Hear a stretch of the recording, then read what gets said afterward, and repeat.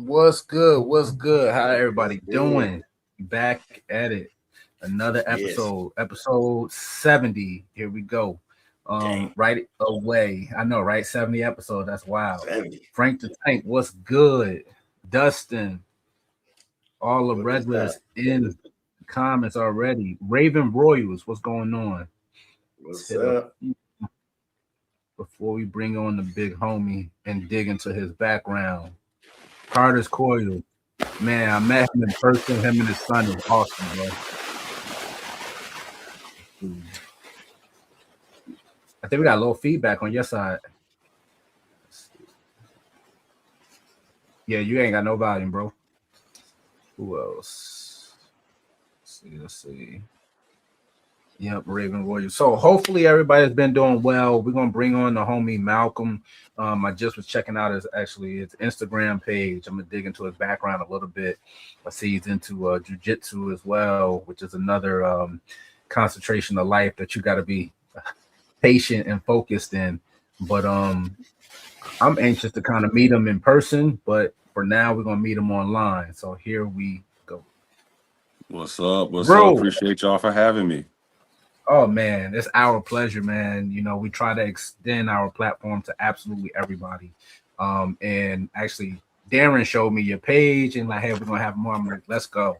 You know, I was digging through some of your posts. I like the frequency and how you post, so that's really pretty awesome because from what I've seen, you haven't been doing it too long, but you stay pretty relevant online. So I actually like that.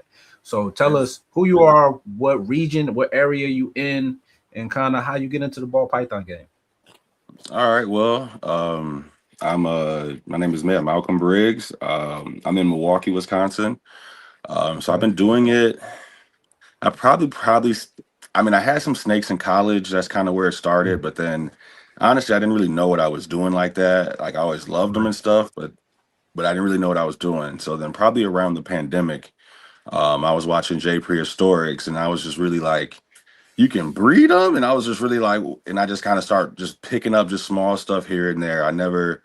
I wasn't necessarily looking to be a breeder, but I just understood that the breeders at least know how to really keep them, because at the point where you're Mhm. reproducing them, you kind of understand how to keep them. So I just started looking at tips, and then just start going to shows and all that stuff, and then all of a sudden I just bought a snake one day, and then bought another one. So I'm really like, my focus right now is ball python. So Right. but I guess a quick background. I am a wrestling coach. I was a lifelong wrestler, all-American wrestler in college, honestly, state champion in high school, stuff like that. So then I got into jiu-jitsu. Then because I did a pro grappling match, I'm actually a pro grappler as well. So that is just something that was always fun, being like a grappler, and then having the snakes. Like it just felt like a cool little That thing to is do. So like I would that always, is even my when I was, world right yeah, there. okay. I thought I saw Yeah. you. I thought I saw you checking out the NCAAs last night too. So Yeah. Oh yeah, yeah. No, I did. yeah, I yeah, was yeah, this is, watching yeah, that, especially definitely. from Valencia. Dude, I watched all the Yes. brothers come up, and then Yes. man, I was like, and he come from California, Stanford. I was like, oh yeah, yeah, Yep. that's Yeah. it. And he took it. Yeah. Yeah. And that's funny. Working That's for originally where somebody I'm from from Penn too, is State. California. So yep. Yeah. Oh, you were from Cali too. Yeah, What that's part? original San Diego. Oh yeah, Okay. he's Southern California. Yeah. He's below Kelly, KG. He's below Oh Yeah. KG. wow. Okay. Yeah. Okay. Yeah. Okay. So yeah, I mean, I've been having fun with it. I actually produced like 30 snakes last year and sold them all. Oh So it's funny when people say like, "Oh, the industry is dead." Like, I watch the videos like everyone else. I mean, I watch all of these Leviathans videos, Right. Chris Hardwick. I used to, man, get every morph, would study it, and he went like ghost for a while. And it's like, what happened to Chris? Like, this is my Yeah. man for all the, you know what I mean, all the morphs. You know what I mean? So yeah, I mean, Canova, obviously watch his videos. All the, that's probably like most ball python breeders. So it was just slowly picking up information, learning as much as I could. Still do it. I mean, almost every day I'm trying to watch something just to keep learning, man. That's just how it works. So you don't, what I mean? Because like my brother's kind of getting into like breeding other animals, and I'm even just like one thing I've already learned is you got to figure out which morphs are hot, like which ones are not, essentially. Because you may just see something and be like, oh, I want to buy it, and all of a sudden it's like that's not really, you know, a hot morph anymore, Yeah. or whatever the case may be. So yeah, definitely have a lot of fun with it. Gotcha. So how many do you have in your collection now? Oh, I think I'm at around, I think like 42. Oh, it's still good number. Okay. Still good number. Yeah. Ain't outrageous yet. Wow. Right. Still good number. Yeah. And that's good to slowly grow than to buy a bunch at once and not Definitely really good to go. to slowly grow. Well, honestly, my first Tinley, I'm not gonna lie, it was like 3 years ago was my first Tinley, and I did grab like 15. Just kind of went crazy. It was like, oh my goodness.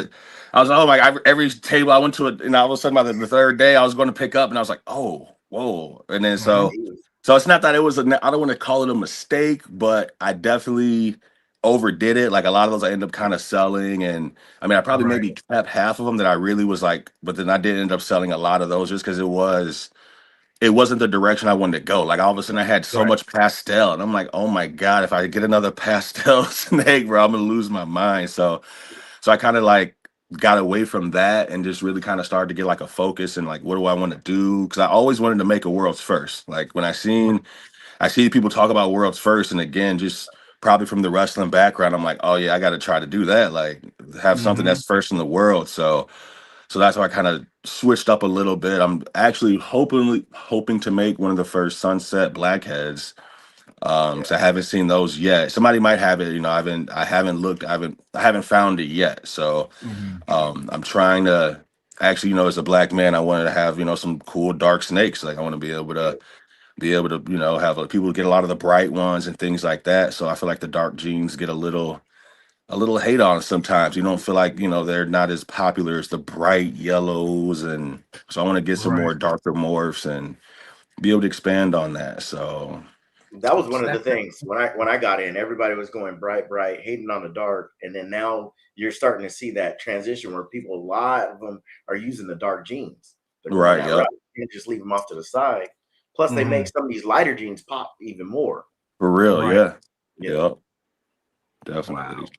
Wow. So yeah, I got some Desert Ghost stuff. I got. Are you putting it together with the sunset or no? Yes, I am. I do plan to do that. Because one thing is like I got in right at the time where like shed testing wasn't big. It was talked about, and it was like, okay, they're gonna be shed testing. So I just stayed away from all hets, and I didn't really understand the hets as much.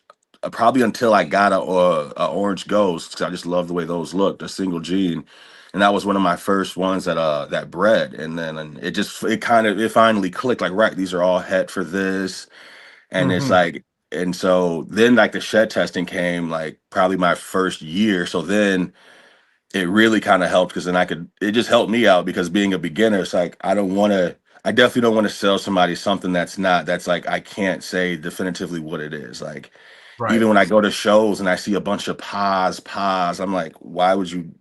I feel like that's no disrespect to anybody, but I'm not really looking your way if it's possible this, and like especially now with the technology. So, and I get people may have been in it for a decade, so I do understand that like why they may have it, but just me personally moving forward, I'm not having anything that's a possible when you can just send the shed in real quick. I remember the first time I even sent the shed in, dude was like, "You doing some kind of science testing?" And I was just like, "Yeah, like yeah, we'll call it science. That's what it is." So I think what's happening, and we spoke about it as well, like what's happening in the market, in the hobby as a whole, prices kind of came down drastically and they started adjusting. So it makes sense, you know, it had to go through a correction.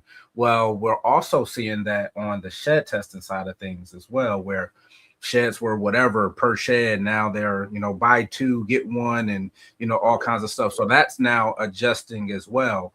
But there's still kind of a weird, I guess you can call it like a gray area when it comes to, you know, you want to hit, let's say, a blackhead sunset, you know, and if you're working with hets and you're going after it, let's say you hit a blackhead sunset and it's your whole back and it's like, all right, cool. But then you're in a tough spot when you hit a normal 66% het for sunset. Actually, it's a great example because now you're like, all right, well, let me send this shed in and get tested. Well, sometimes, only sometimes, not all the time, it don't make sense to test it because that normal where it's $40-$50 for the normal, if you shed test it, let's say it comes back male, it's a male 100% het for sunset, it's still $70.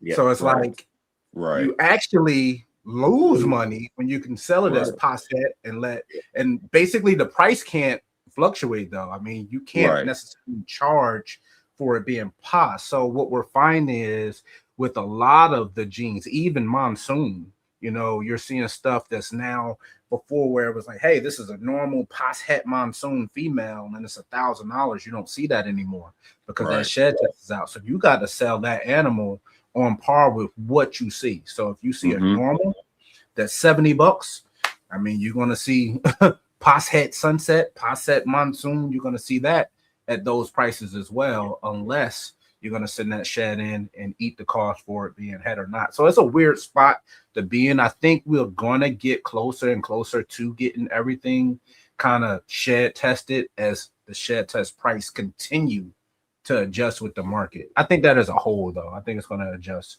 and rather quickly. Right, that makes sense because I know I just had a recent clutch I had. It was like a super OD inchy clown because I got it from Canova to a super inchy OD, and then I was gonna digitally send everything in, but then I saw them like, oh, this is clear. They basically were all double supers, which then I knew they're all het for clown. So I started to send it in, but I'm like, no, I already know. I knew what this was, and then like you said, you start looking at the money aspect of it. Like, well, what am I even really getting from this? So then certain ones that definitely, like you just said, that definitely makes sense. I guess now, it's probably once you a lot of responsibility on the buyer side too, like as far as research, right? Because it's like that's the other part of it, trying to put, even when we put out videos, trying to educate whoever want to be informed about it. Like, do your research on it. Don't go out and see a pos het sunset and pay het sunset prices. You just go out there and buy a het sunset, but also comparing it to what else is out there. Like we've had people hit us up like, hey, because we spent over $3,000 in shed testing last year. It was nuts. But some of the stuff you end up selling as, hey, this is pos het, and it's priced as not being het, and you get somebody now, an educated buyer, they're like, look, I want that, but I actually want to know whether it's het or not. Would you send the shed test in and I'll test it? I'm like, cool. And they'll shed test it. It came back negative. They're like, yeah, if it's cool with you, I'm not going to move forward on it. And I'll now mark it as not being het because it's been shed tested and leave it at that price. But to shed test something and put yourself in the red on that project is hard as on the breeder side. But I think prices will continue to drop and it'll allow it to be able to do it that way. I think that's my opinion. Yeah, no, that definitely makes sense. I can agree with that for sure. Because I remember even in the beginning, I was even testing the gender just because I was still not as confident in my gender testing. Like, I mean, that was when I was even bigger for me, like until like I got comfortable with it, which I'll even make a potential recommendation of. That's why I did love starting with a banana fire, because then I figured out like, okay, well, everything is like male. So essentially it was easy for me to say, okay, these are males, these are going to be the females because the non-bananas are females. So like that really did help, like practice wise of like, okay, I know these are boys, so this is what I'm looking for. That really did help with that situation. So that way I didn't have to keep like, okay, I'm not going to shed test everything's gender. And like, that just didn't make sense. So yeah, that's tough on that.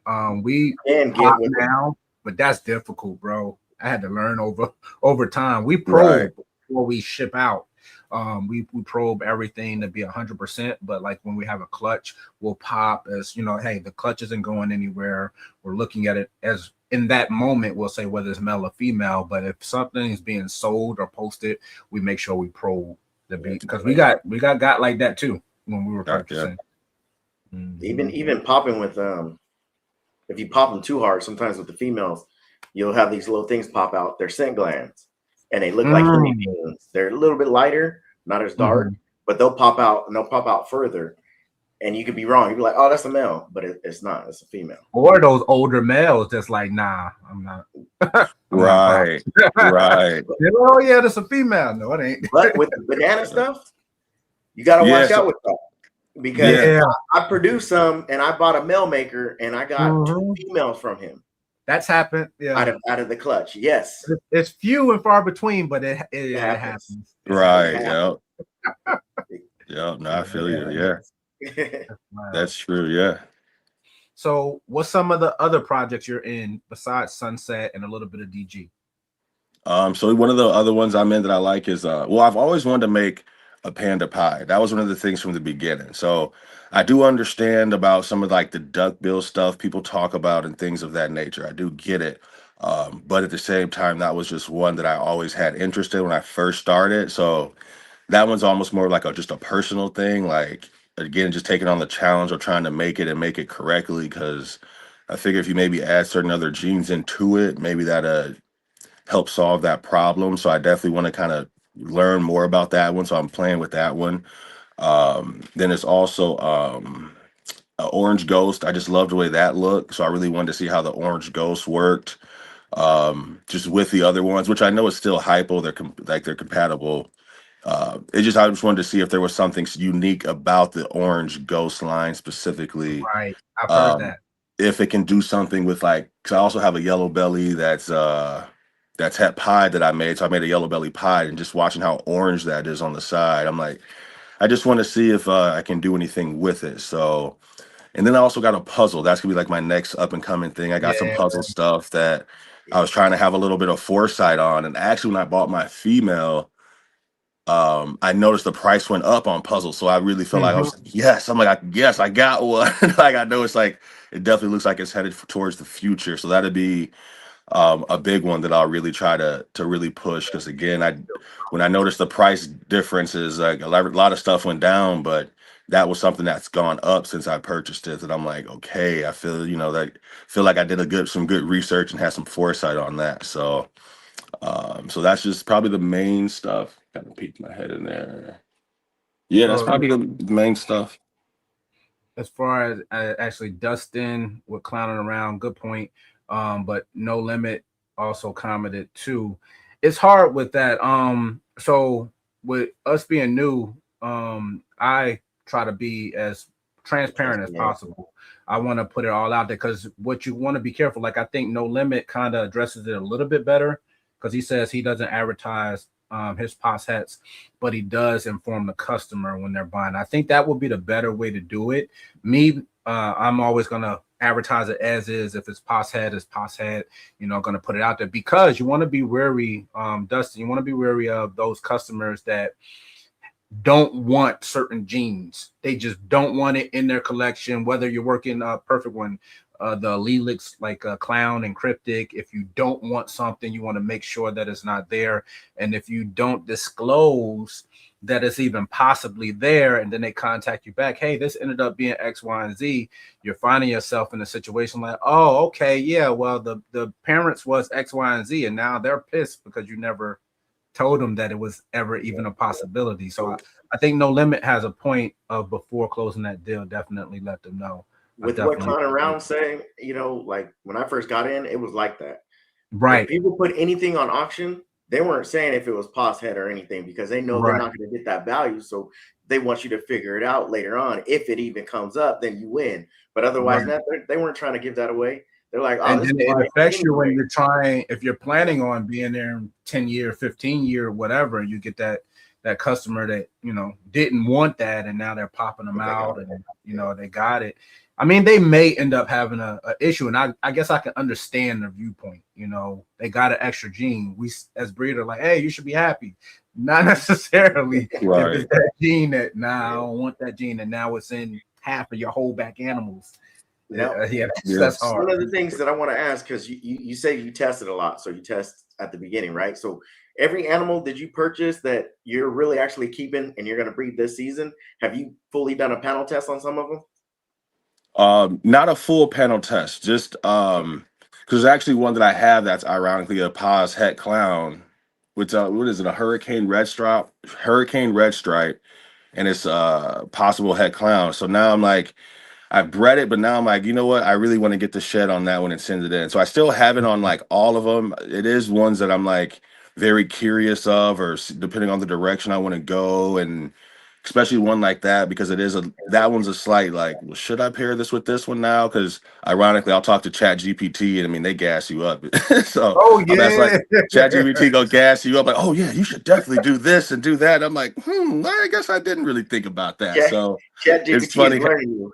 It is. It really is. Like, oh, this is going to be a staple in your collection. I'm like, Right, oh, right. okay. I guess that maybe I should check that out. So I do try to balance it all. Like, I try to figure out where it's at because I really haven't done the full panels on some of them because some of them I have had since before the shed testing. So some of those I actually should send in and really figure that out. So in the next coming seasons, as I'm growing, so I do intend to just continue to grow. Actually, I just hit up ARS and got 2 more breeder racks on the way. So Oh, I'm definitely just growing. So I'm taking my lumps when I need to, figuring stuff out if that's what I got to do it. Because sometimes that's just the best way to figure it out too, is by making mistakes. I've learned I that mean, just from sports. So the biggest genes that I found that were hidden in my collection were hypo, BPI exanthic, and cryptic. okay, Those were the ones people were like under the rug. Because when I got in, BPI exanthic, that wasn't a popular gene. People like they didn't really like it. It was just one of those on the shelf. Hypo was another gene that they were like, oh, that's an ugly gene. right. Let's move it to the side. Now all that stuff is coming back, but it was already in my collection, not knowing. And then when I breed these females or males to something that was het, all of a sudden I get visuals, and you're like, oh. So right. I'm just saying a lot of these genes are probably hiding in these animals because just like that, they're not telling you the possets. Right. Right. Well, because one of the people that I work with is a pet store, and I noticed because he was, I mean, they're flying off the shelf. Like every time I walk in, bro, you got any more? You got any more? And I'm like, I do. I can bring you some more. And so I know somebody who was getting new to it. All the stuff they got, it was het something, and I know they don't know it. Like I know they're just Oh buying yeah. it, but everything I made from last year was either het pied or het hypo or het DG. And then like funny, like you just said, because I mean, I knew from the pairing that I did, but it's like all those I sold them all as normals. Like Yeah. I wasn't even trying to like, oh, well, get that head. I mean, now I'll tell him just so you know, bro, everything I'm Right. giving you is recessive. So, and I seen him even kind of adjust his prices, which I'm cool. Like, hey, bro, we all got to eat. I'm glad you're Right. selling quickly out of them at the pet store, which that is another untapped market because some people do just who are newer. I know you're going to feel more comfortable going into a pet store versus even understanding the morph market, and you feel like I get that feeling until you start getting it. Then you're like, okay, I trust people. Like I know how to. Okay, I Right. see your page or I see your social media, and you start. Okay, this is a real human being, stuff like that. So, Oh yeah. Yeah. so yeah, I get that. Like somebody at some point, if they get into it, they're gonna end up being like, oh man, I didn't even know this was het for this, or so. I mean, that's gonna be from the breeder side anyway. Like that could be a benefit to you if that's what you want to Plus, do. you're walking So. them through it, right? It's been several customers that, much like you just said, you're telling them they hit you up, and they're like, "Is this a real company, a real person? Like, what's going on here?" You're telling me I buy this right now, and I'm gonna get it tomorrow. Like, Yeah. it just sounds like crazy, Right, That's crazy. and I right, get it. They're like, "Huh, this doesn't make any sense." They're asking, "Hey, right, can you make sure you send me tracking?" I'm like, "Bro, we got you, Yeah. no problem." right. Thank Yup. And then it you. shows up. Yeah. I'm like in shock that it was actually real, you know, Right. until all of like normal people, I say normal people, people that are not breeding or have ball Right. python, regular people, they think that this is nuts. That you Oh can yeah. I always connect have people like that. They're like, you put it in the mail? You send Yeah, it, Yeah. and it comes the next day. Like, that's how you guys get them? Yes. Yeah. In the Yeah. mail. Yeah. Because it's because being up here, it's like one of the things that I don't even want to say hurt, but I did notice a difference in the winter months because you can't ship. hmm And there was right. somebody that's from Minnesota that bought a snake for me, and Oh, it was just happening to be like, oh, can you? So I'm like, it's probably not best to ship right now because now it's just too cold. Which it was cool that she understood it, but then hmm it's cool. But I also genuinely noticed like you're following my social media though. You're seeing again, I'm a real person. You see my son or whatever, so you're like, okay, this is a real human being. And honestly, people know like And it's different now because I think the way social media works nowadays, it's like where you can really blast somebody on social media Oh badly, and yeah, it could be a man, horrible we've thing for been saying them. it for So, the longest. David slays Goliath. right, It could be one guy, no breeding business, nothing, but you do that person wrong. I'm telling you. I mean, they have nothing to lose. I mean, they right, put out their experience on how you mistreated them or did them wrong. You may have a following that kind of go to bat for you, but I mean, it's still a scar on your reputation. So you just right. treat everybody right, every time. But there's a lot of buyers as well that they sit and they try to err on the side of caution. One of I know really, really well, is very fond in my memory, where the guy called. He's like, "Hey, can I get your phone number?" I gave him a phone number. He called. We talked on the phone, and I was telling him, explaining to him how the snake would arrive the next day.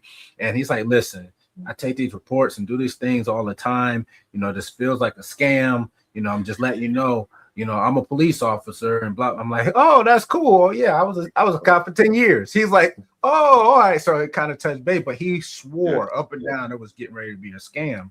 So that's another kind of battle we constantly have to face as well on the breeder side, even on the hobbyist or enthusiast side, is trying to inform the public that this is actually normal.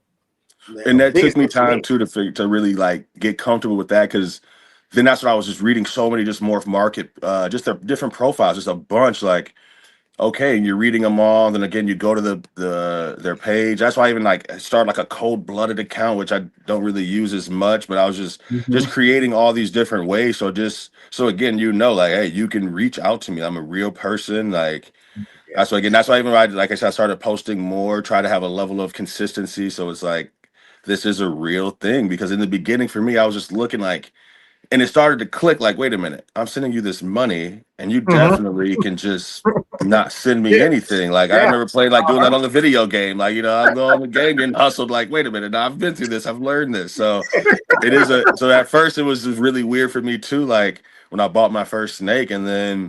And that's why, again, though, when I did, I try to shout them out right away so that people know, like, yo, this person is legit. Like, I've been through that. I don't want person to feel, you don't want people to feel that kind of way. So you want more people to be comfortable, because again, I watched the video and I've seen people talking about, oh, the market is dying. And for me, my perspective, it's really not. There's untapped demographics out there. Like, there's so many people who are so ignorant to this, that first is just giving them the knowledge of, hey, this is a real thing. And once people kind of get past the like, you can do that, then it's like, and then you watch how many people just get into it, and it's like, and from the beginning, I can tell you from the beginning, it's like, this is one of those things that you don't like it, you love it. So you're gonna it's a whole subculture of people that are really into it, that it's just gonna I think it's gonna grow with time, because it's so different. We can't preach that enough. Darren, I've been saying this from day one.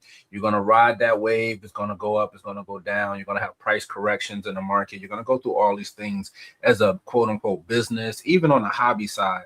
But in my opinion, I feel like, and it can only go for me. Maybe everyone agree, maybe they don't. I don't feel like you can be successful just being a breeder to produce snakes for other breeders. Right. I don't think that necessarily works for a business plan for everyone. For some people it can, because I mean, you have the Justins and all that, but at the same time, they still have pet customers somewhere. But I think for the majority of the breeders, to not acknowledge that pet customer, that one snake home, that brand new buyer who's very excited about spending $200 or whatever it may be. Like, I think that you're missing the target a little bit. And that's why we kind of hold the hands of those new buyers and kind of encourage them that, yeah, hey, this is a real company. Yes, you're going to get it. Yes, we're going to make sure you're good, because they're going to tell someone else. And they're going to tell someone else. And then maybe we got to get more and more people into the hobby. I understand it's exciting. Some people, you're going to get your first snake and then you got 15 in 2 weeks. It happens. But that being said, everybody is not going to aspire to be a breeder. Some people are going to be collectors. Some people are going to be, keepers. And I think that in general is how the hobby is going to continue to grow. My thoughts, just my thoughts.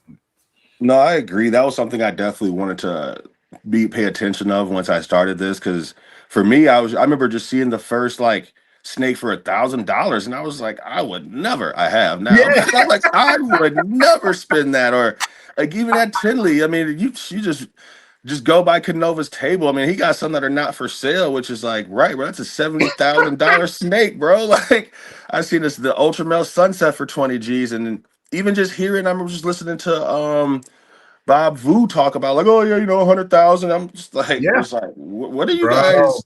I was Yeah. just in the beginning, I was just so like, there's no way. I got $200, right? Like, and I thought I was like, whoa, $200. Like, I thought I was like, whoa, kind of doing a little too much. But I'm so falling right here. I Yeah. always for sure wanted to like make sure the average person, because there's times when somebody had just, even yesterday, somebody was like, you got some babies, like, well, this is what these are going for, because these are them, like I got like a $600 snake for sale. It's like, and I was like, I got some pies on the way. Those would be like $100 bucks, $125. Okay, that's more of my range, which I don't look at them as like, oh, this person's cheap or not worth my Right. time. It's like, Yeah. no, bro, you're just trying to get something cool. That some of these snakes you will look at like, okay, why is this one 1,000 and this one's $100, and they Mhm. don't look much different? And that's Yeah. valuable. That's like, you're right. You got to be a breeder to just understand Understand. what's going on. So I even seen, like, even at the show, a lady had it was a banana clown, and then she had a banana blade, and she was, oh yeah, you should,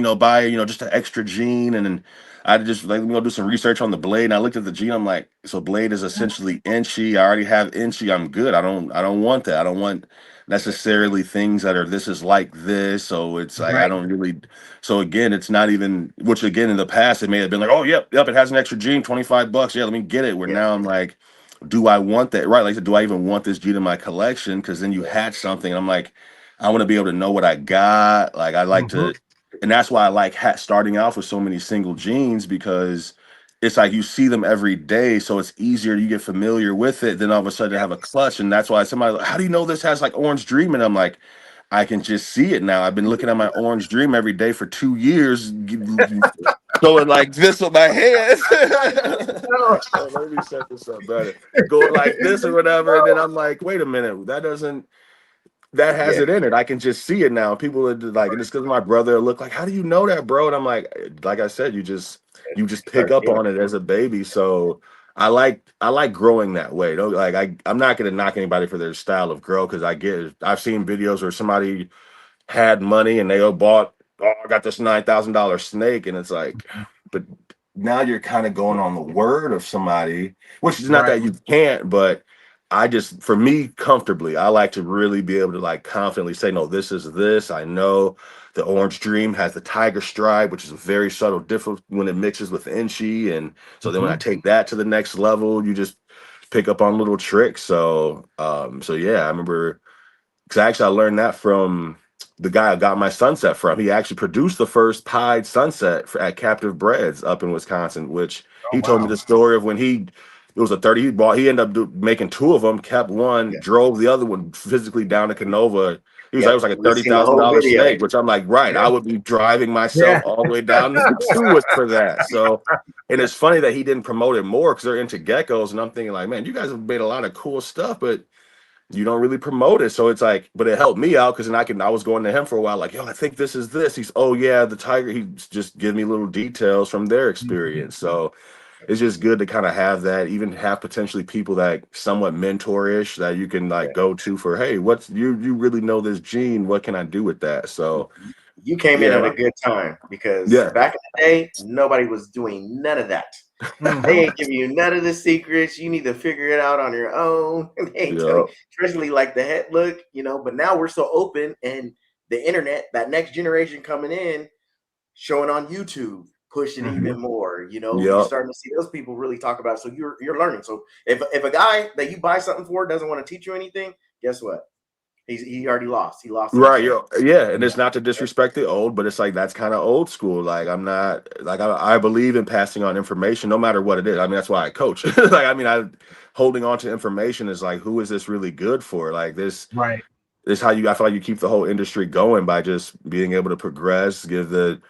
I mean, I had somebody that bought 5 snakes from me, and all of a sudden he was like talking about breeding, which I'm like, technically, I understand you potentially would be a direct competition if I want to look at it like that, but I don't look at it like that, because Mhm. I know how to market a certain way. There's a certain group of people that I know how to market to. Right. And like I said, to me, there's just a whole untapped demographic of people that don't even, that are just not really familiar with what's even going on. So I don't even look at it like, and again, I'll take the athlete mindset from it. Like, it's not competition if I'm better. Like, honestly, like if I feel like I'm better, no disrespect. Like, I mean, wrestling mindset, baby. right, gotta have some type of confidence with it. Like, well, bro, my sun says more sunnier, bro. I don't care. I'll figure out a way to, feel good about it and keep it going, bro. And that's, again, also I've just learned not to overextend financially too, because Yes. all right, bro, if you gotta pay your bills and you're buying a snake, well, yeah, bro, that's childish. Like, we're not 20 anymore and trying to, okay, do I eat or go party? You know what I mean? It's not like that. Like, and if it still is, then maybe you should take a break or just be careful. So that's why I try to make sure I never overextend financially. Because again, and I'm happy. I just came from Tinley. I mean, I'm happy I didn't overwhelm. I did my due diligence, walk around. Let me check the morph market. Let me check the gene, all that stuff. And so I'm feeling good about just the responsibility of just not like going to a show and getting overwhelmed and, oh, you got tax money, so let me, like, I'm just not in any of that. It's just like, hey, I'm going here for a purpose.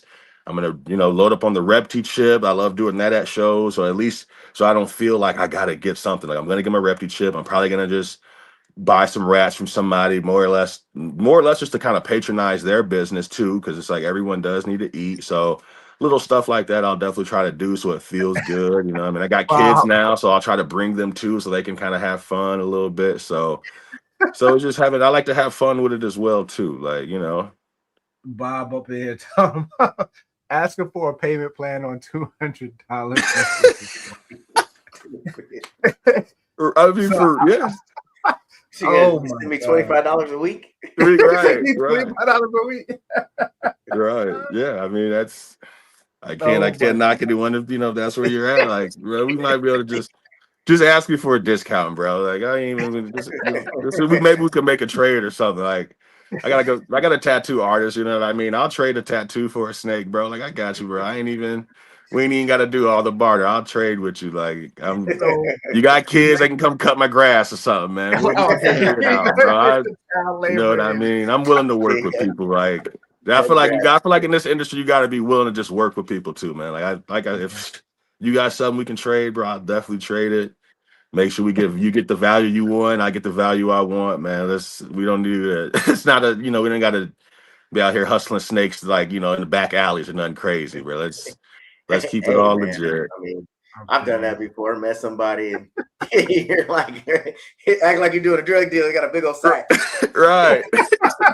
Here you go. So I want to get into retics, and I was saying they was talking about like, oh yeah, they eat piglets, and he's like, yeah, I go to this cop. It's the weirdest thing ever. It's in a white brick. I was just like, see, like, so you got to go to a cop. You're getting these white bricks of piglets. I'm like, man, I'm gonna learn more about those. I do want to get into retics, but it's like, right, you got to find a supplier. Like, right, you sounded like you're dealing, man. Like, but that's kind of the nature of the industry a little bit. Once you get into it, you learn like, okay, that's somewhat normal. I'm comfortable with it because, I mean, I mean, I got a rat dealer. Like, I do have a supplier because I don't like, people are always in the breeding rats, and I considered it like, I got a fiance and she was, don't have them in the house. I'm like, I don't even want to have them in the house. Like, I'll build a tiny house or something.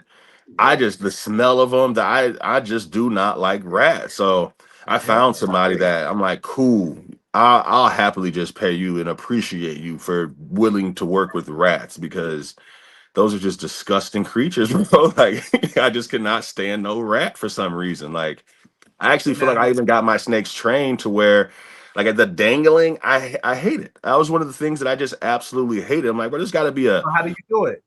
So what I ended up doing was, because I have them in their tubs, which the whole tub thing I love, because I do got tanks I like to keep some in tanks as well, but I got them to the point to where I can put them in the tank and they seem to go right to it. Like, in the beginning, I feed them live, and then the way I switch them over is I'll feed them, so I get them used to eating twice, but smaller sizes. So then the second one is frozen thawed. So it's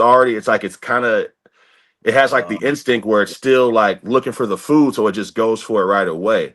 And then as they get bigger, it just seems to work to where I can just throw them in the tub and they go. And and then that's why I love just having them for such a young age, because now I just know when I open that tub and you have that quick look, oh yeah, you're hungry. So whenever I throw in there, and I kind of like throw it so it could try to do like a little roll, and then all of a sudden it rolls and boom, and it gets it. So I haven't dangled a snake and a rat in like 2 years, because in the beginning I absolutely hated it. Right. And I used to think like, bro, I'm gonna invent a rat biscuit. There's got to be something that I got to talk to a chef, something. And I still like low key want to like not give that up. Like there's got to be a more efficient way just for people who maybe don't like that part. Like I think about that part, like of the people who don't want to sit there for hours and dangle. Like, yo, there's got to be something we can invent for this. If there is, I don't know, but I'll definitely work on it as I try to grow in this. But I have realized you can kind of train them, and it works for me very well to where, again, I can just toss them in there. There's actually a snake that I had that it seems like it won't strike. It just won't even strike, where I have to close it up. Then I'll hear like do and like, okay, it ate. Otherwise, I've never seen strike, where it's like it just seems like it won't strike at nothing. It's like it needs its privacy. So you start to learn their personalities. Like they have their little personalities. Some they're gonna eat anything you throw in anytime. So I just kind of yeah. So like I sort of have like a every Sunday, like usually like Sundays I'll usually feed, and it seems like they're really ready to go and ready to eat, especially as they got older. But when they're younger, I just pay attention to how they move, and that's what makes it easier for me that way too. So that's like a fun thing that I've been able to do. Bob was saying, yeah, the reptile link is kind of like a sausage kind of thing, but it has everything they need. You see, I've never heard of it actually. I'd love to look it up, because I mean that. Yeah. Okay, I'm gonna definitely look into that, because yeah, I mean I think that's huge for people who are newer, because I know that I'm sure that's a thing for some people of like, well, okay, I like them, they're fun, but wait, how do you gotta feed them? Like, and it's like, yeah, it is a rat, like every time. I mean, I know some people said like they've done like chicken wings and stuff, where I'm like, okay, like I want to look into that too. I've never thought of like throwing a little chicken wing in there and seeing. I don't even know when I want to test that out. Fed chicken before, right? Yeah, I fed all little chicks. Okay. Yeah, I've done that. Throw it in there, they'll snag them up. Okay, because I know there's like the ASF. They said that like those are usually, because I had one that was on ASF, and it took me so long to get it back to just eating rats, because I guess that's like candy for them. So I don't even necessarily like the ASFs just because of that, like, because they can be such pig. That's what I remember when I first started in college, and I was just like, and I knew I didn't know what I was doing. Had it in a tank that was too big, trying to feed it, and like I'm like, they're just not good eaters. And so that's when I really do like the bins, because it's like, okay, it seems they just eat like crazy in the bins. They seem to actually really love it. So that's why some people are like, they like it in there, and I'm like, you're using a human perspective. This is an animal that this is what it likes. Like, and again, I know this is what it likes, because this is why I know how now it's going to eat. It's going to shed completely.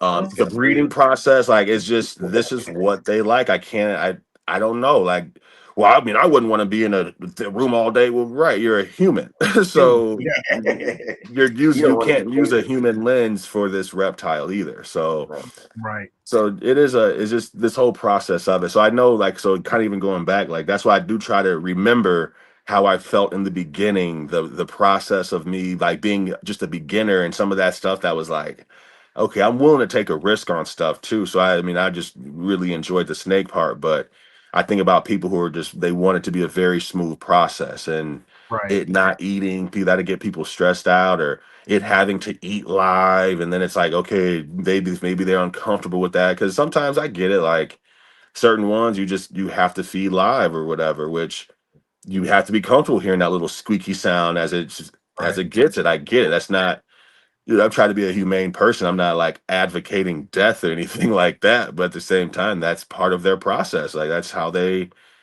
mean, everything, if you want to get technical, everything in the world has to survive off eating something living, unfortunately, if you really want to kind of go there. So whether you're a vegan and you're killing a plant, you are killing a plant. Like that's an organic life form too. So like, oh, I don't eat, I don't kill. It's like we kind of all do, unfortunately. So so it's just, finding the comfortability, trying to make sure the people who are in the beginning, that's what I think about, because even only breeding to breeders, if you're at a certain level, I completely get it.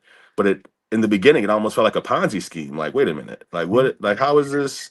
Wait a minute. So I'm only selling to people who are trying to buy and breed it, but I don't necessarily look at it like that anymore because Right. the breeders are going to appreciate the sunset, orange dream, inchy clown, het, this, blah, blah, blah. And they're going to have an appreciation. And that starts to tell you how long you've been doing it for. All of a sudden, you got 2 or 3 recessive traits and something, and it's visual. You're like, oh man, you've been doing this for 8 years off rip if you've Right. made that. So, which is an Exactly. appreciation. Now I can appreciate that. Like, again, going to Canova, just looking at what it seems like he even did for Clown. Like, it sounded like, from my understanding, Clown wasn't, even in the beginning for me, I wasn't like, oh, Clown.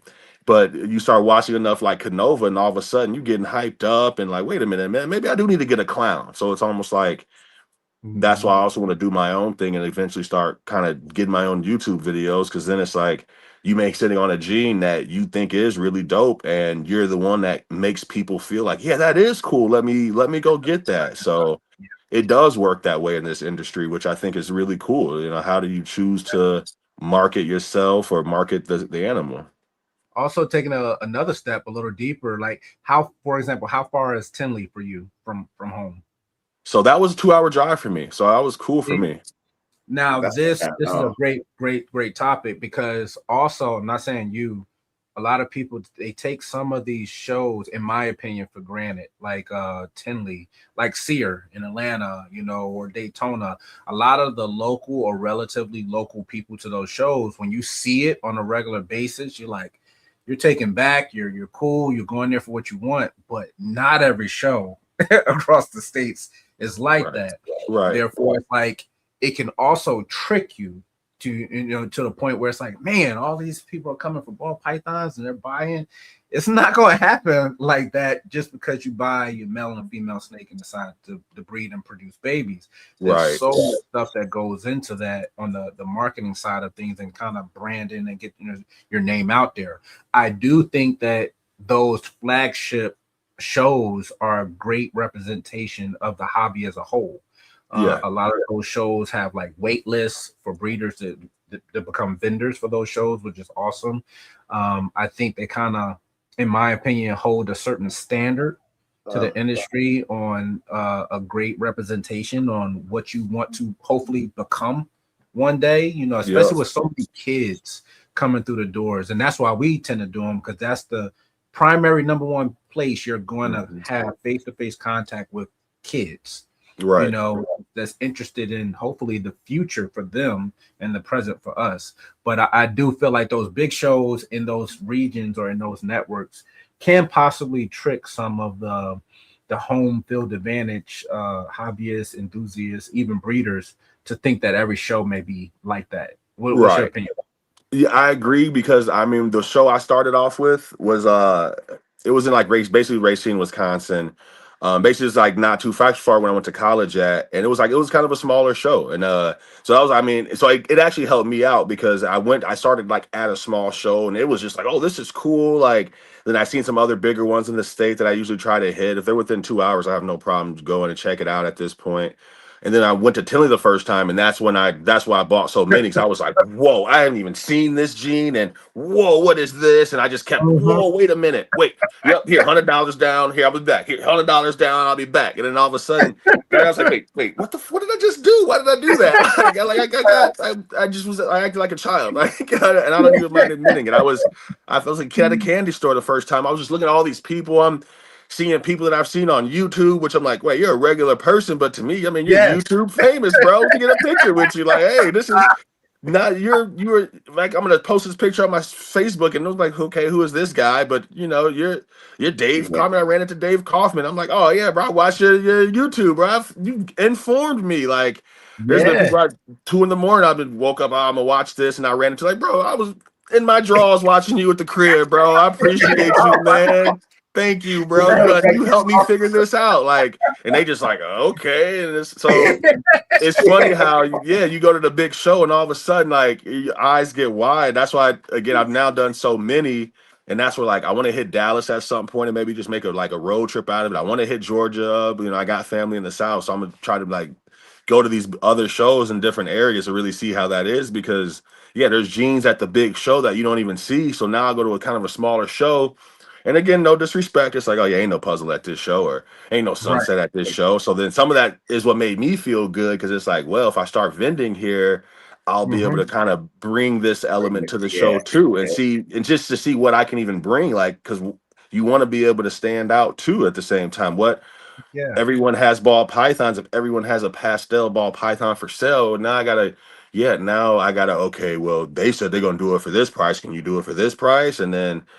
And I don't necessarily want to play that game, because now that I do it, I don't ask for discounts or anything like, hey man, what can you do for me? Because I want that in return once it's my turn up. Like, okay, bro, I'm not, I'll give the discount or whatever, but at the same time, I want to appreciate the time and effort you put into this. You know what I mean?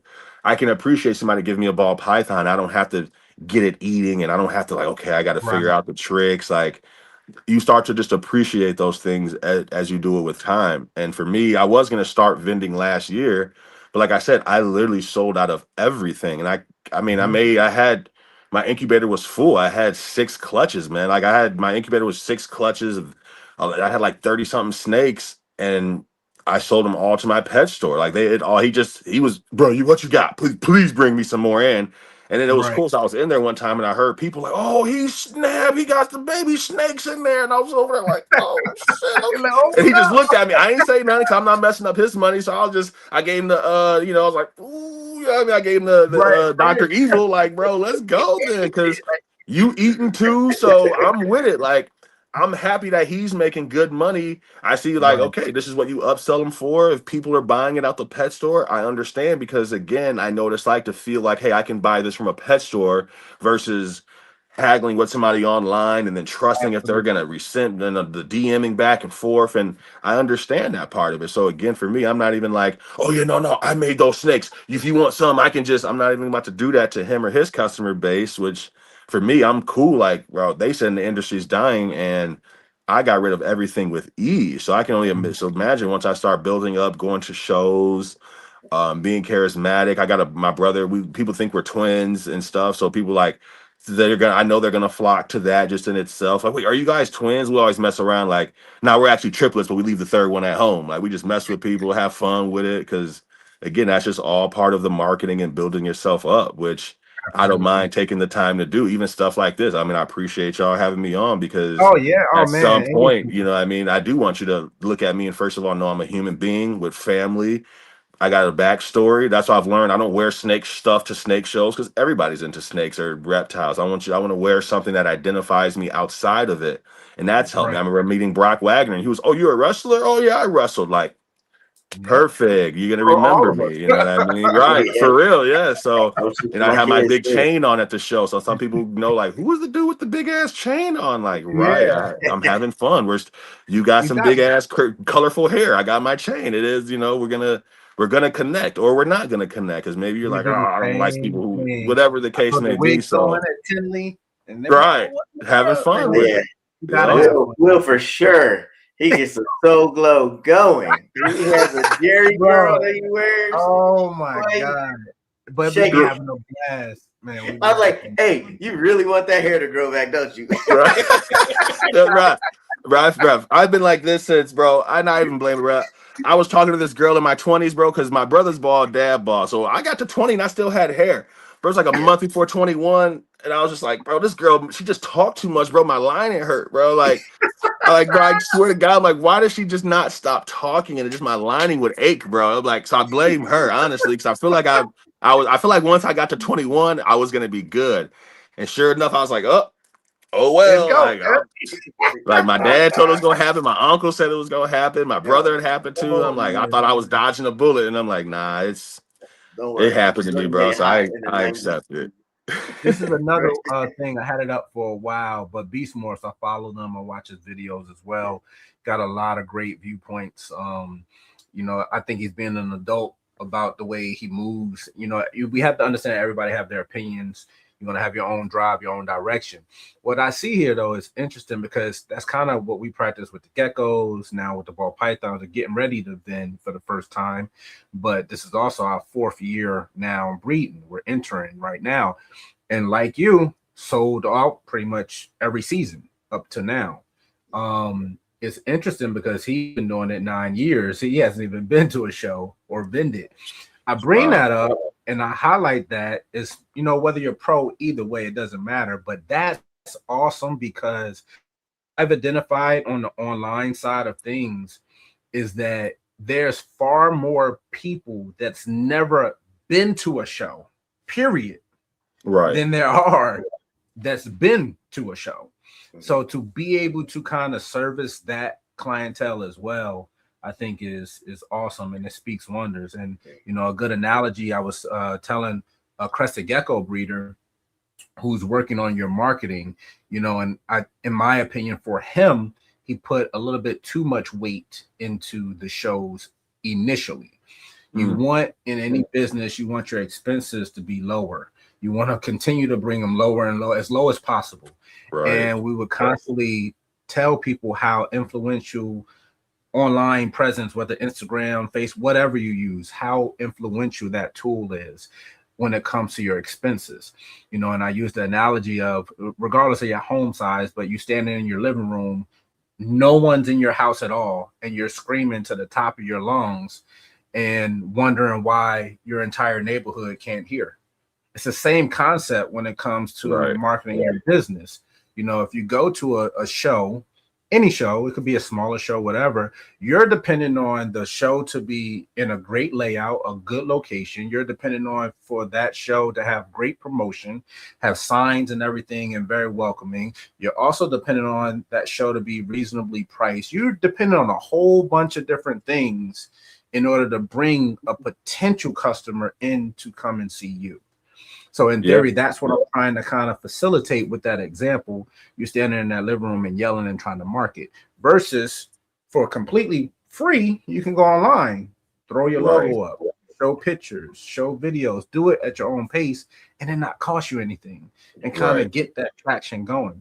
Next thing you know, you're working to a pace. Darren to tell you how many times we go to Tinley and we're vending. We've only been vending with the geckos, and we get tons. I mean, hundreds of people come by the booth.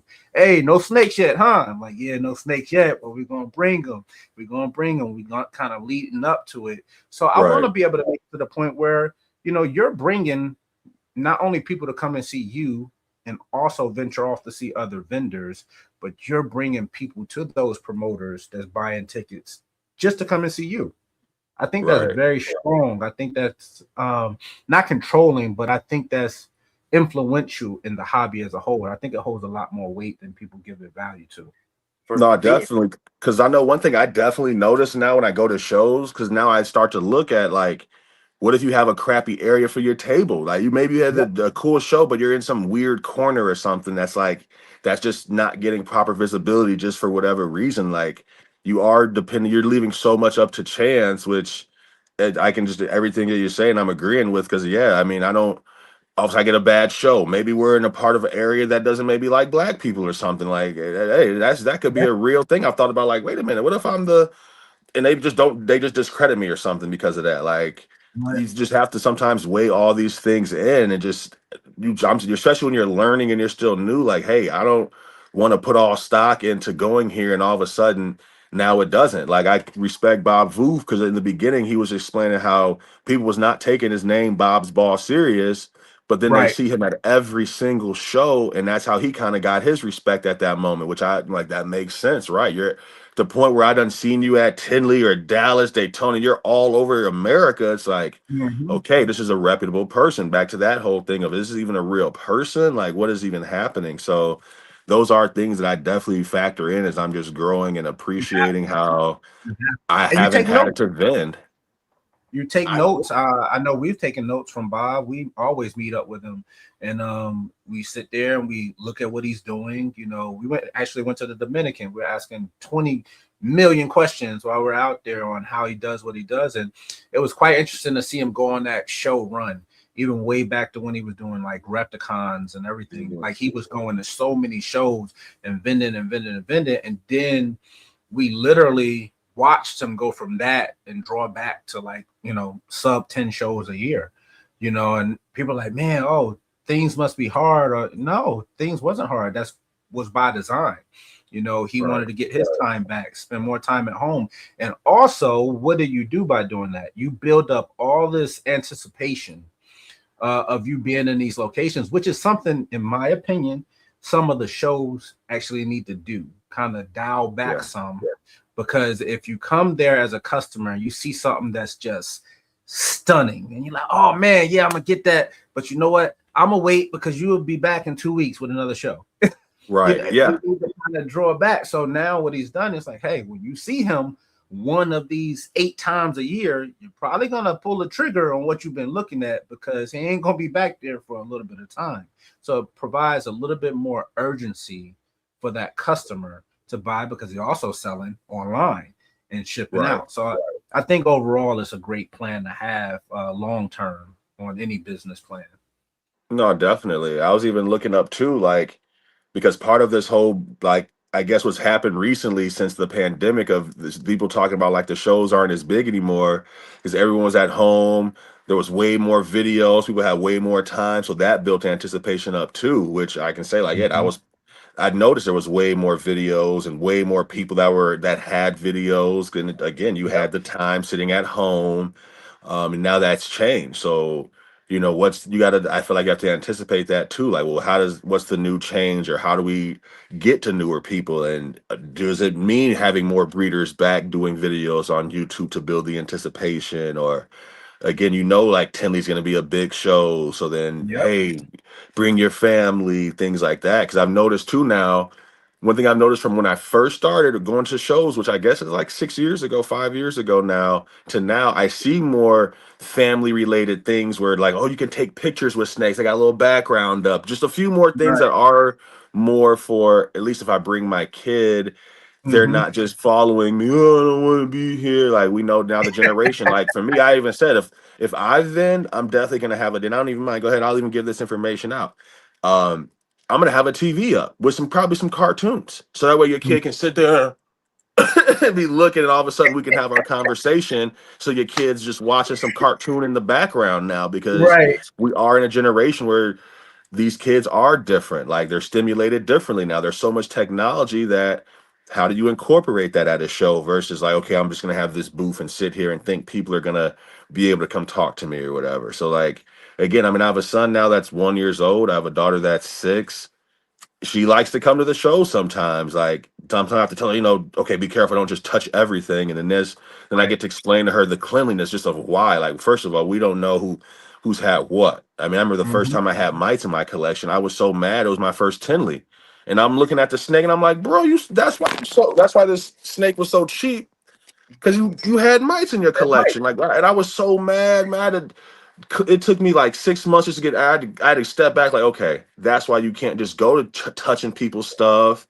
It took me like 6 months to get it, which set me back a whole year from breeding, because now I'm not breeding with mice. Like, so I mean, again, that was 6 years ago. I don't have haven't had no issues with that, because again, I'm not touching everything. I have my quarantine rack and all that stuff. Like, I had to learn that the hard way though. Like, that's why people, oh, you want to touch it? No, I'm not. No, I don't know what I'm not touching it. Like, I'm not touching your snake. I'm not. I know what it looked like. I can see if there's a kink. I don't need to feel it out anymore. I don't really go, and that's why I was like, unless I'm planning on buying it, I'm not even touching it. Because I see people just want to touch. And again, you don't know what people have in their homes. Like, I'm a very sanitary person. Like, I'm very thorough with my cleaning, the way I handle them and make sure they're good. So to avoid I'm a little weird like with it. I think, I think most people are at this point. And I don't think it's nothing wrong with, hey, you're going to buy it. Now you're going to fill it out. Or, I get that concept. But I guess at the point I'm at now, I was just like, I can observe it. I can just watch it, flick his tongue, watch it move. I'm like, all right, yep, I want it. Like, go ahead and ship it to me. Go ahead and bag it up or whatever. And then once it goes through, like you said, your quarantine process, and then it kind of eases its way into the collection at that point, because you do enjoy them, but I like to enjoy them on my own time. Right. when we're now cleaning, feeding and stuff like that. And because it's an overall process. We have snakes up here at the house, sometimes almost 2 months because our quarantine is in our home. We have an actual separate facility where it makes it down to. So they'll be up here, 45 days. But if something else comes in and it's on day 30, we just start everybody that's in quarantine over. So we start having them back over, and it just so far it works that way. And it's efficient because we're in no super duper rush. It kind of is what it is. And but it's hard with some of the shows. I know Dustin was just talking about some of the venue, not even the venue, some of the promoters I think don't know every species or what to really look for. That's why I actually, so far, my amateur experience, I've been enjoying all the breeder run shows. Bob's show, the Seer, has been freaking awesome. Not even just that he's in the comments, not even that he's the homie. Bob's show has been the real deal. We've been doing it since day one, and we've watched it grow and grow and grow. I see it, for lack of a better expression, becoming like an Atlanta Tinley at some point. It's that big. The growth of that show is awesome. Yeah, the growth of that show is awesome. I do feel like a lot of the breeder run shows, they tend to know what they expect as a vendor. So they kind of make little changes. And I tell you outright, including, your electrical fees and all that other stuff into your flat rate of your tables and being done with it. I think that's the best way to go about it. Even down to knowing your vendors are exhausted and tired and you get basically free energy drinks the entire weekend. It's all kinds of like insane stuff there. Man, I wouldn't even thought of this stuff, parking, everything. So I think more of that kind of evolving, I think will take the cake. There was a lot of cons like kind of spoken about first and I don't think people really knew why Seer ended up coming about. It wasn't to be a true competition. It was Bob he's told his story several times. He wanted a show in his back of the woods, in his backyard. And when the show kind of canceled out on him, he said, screw it, I'm gonna do it myself. What I like about it though is he's always had a big team, and he literally separates himself from his table because he vends it and does all the admin stuff dealing with the show. That's it. His team is over at his table doing the sale, doing what they do, and he's literally tending to vendors and all of that. And I think to be that hyper focused on that wasn't even the leading cause of you doing the show. I think that's going to lead to a healthy future in general for that show, in my opinion. No, I think so too. Because I haven't been down to his yet, but I definitely want to because it does. I saw that too. I think I seen the same interview too, and I just heard him talking about that and why he wanted to do it. Even to the point I know him, he was talking about like making sure you don't have only all ball python breeders or too many gecko, like a nice split so There's a you wait can have list. diversity for the people coming in. Like, and I'm like, that does make sense because I would hate to drive all the way down from Wisconsin and I'm vending and it's like, bro, there's only ball pythons. So now it's like, it's not that I don't mind competing, but then it's like, well, come on, bro. Like, we can't have it oversaturated either. So I mean, there is a fine line with that stuff. And I shouldn't say expect it, but I do expect that from somebody like of his caliber to have that kind of awareness that's going to help all of us out because we all, again, I mean, it's not that necessarily we do it. Not like we do it for money, but at the same time, there is an element of that too, where it's like, well, I don't want to waste my time either. And there is like a balance of it. So that's something that definitely can appreciate with just hearing about how he operates. So you confirming that or reconfirming that again is a good feeling because at some point I do want to be able to do that where, hey, I'm going to, grab an RV and travel down there and try to have fun with it. Maybe have a family vacation, but then maybe I can also vend my snakes. Because again, for me, it wasn't about the money initially. Like I wasn't like, oh, let me try to be a big time breeder, blah, blah, blah. But if that's what happens, or if I'm able to make X amount of dollars off of this and people can respect what I'm doing, I mean, who's not going to take that either? So, I mean, that's there's a fine line with that stuff that I think is appreciative with it. So I know Oh, I absolutely. can. Right? Absolutely. What's something that you would do differently from the beginning to now? The beginning to now,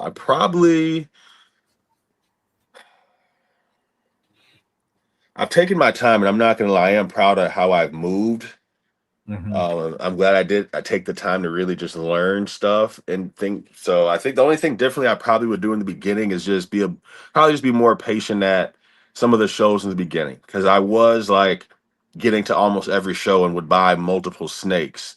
Um, and then it's like I also had an ex that did it with me, and that almost ruined it for me, honestly, because then she had a whole different vision, and Right. then and I remember even like it almost took the fun away. So it's like it's really hard to do with somebody in the beginning. I definitely Mm-hmm. wouldn't recommend that, because all of a sudden, yeah, a breakup happened, things happen, and you hear the stories where now all of a sudden people are giving away stuff like that. And I'm glad I was able to like withstand that and kind of Right. stick with it and not get deterred from it, because that easily could have happened.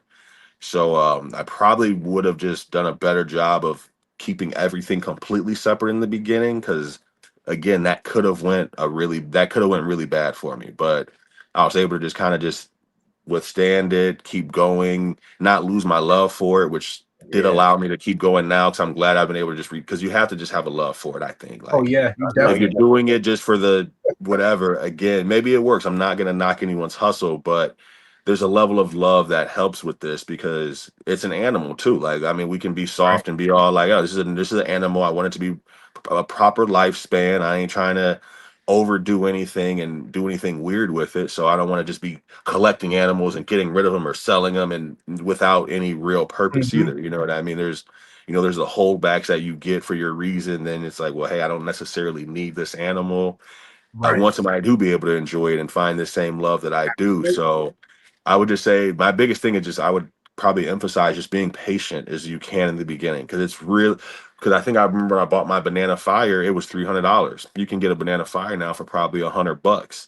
So if Right. that's something that messes with you, like, oh, my investment, and it's like understanding that whole element to it, if you're going to potentially get into it, you got to understand how the market works. I remember listening to the Chris Hardwick saying like at one point they was buying mansions with bananas. I'm like, wait, what? But I mean, at Mm-hmm. one point that's how much they were worth. So it's like Nuts. just learning as much as you can, which I mean, I think I did a pretty solid job with that. So I guess being just a little bit more patient in the beginning, because there was, again, like at one point I had so much pastel, and there's nothing wrong with it, but for me now that I had so much of it and I've had so many, I just was just like, okay, I'm done with this gene. Like I don't want to pastel nothing if I can help it. Like, so that's gotcha. just figuring out what morph you really want, what direction you Mm-hmm. potentially want to do.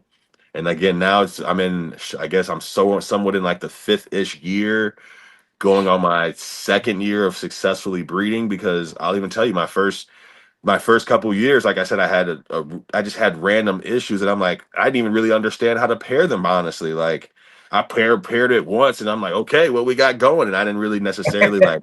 I was like, do I want to invest in an ultrasound? Do I need to invest in an Right. ultrasound? I didn't know any of that yet, so it wasn't until randomly, actually, I had moved into my new spot, and all of a sudden I opened it and there was eggs. I was like, oh, I was just like, oh my god, it was like took 3 years. I was like, oh my god, like.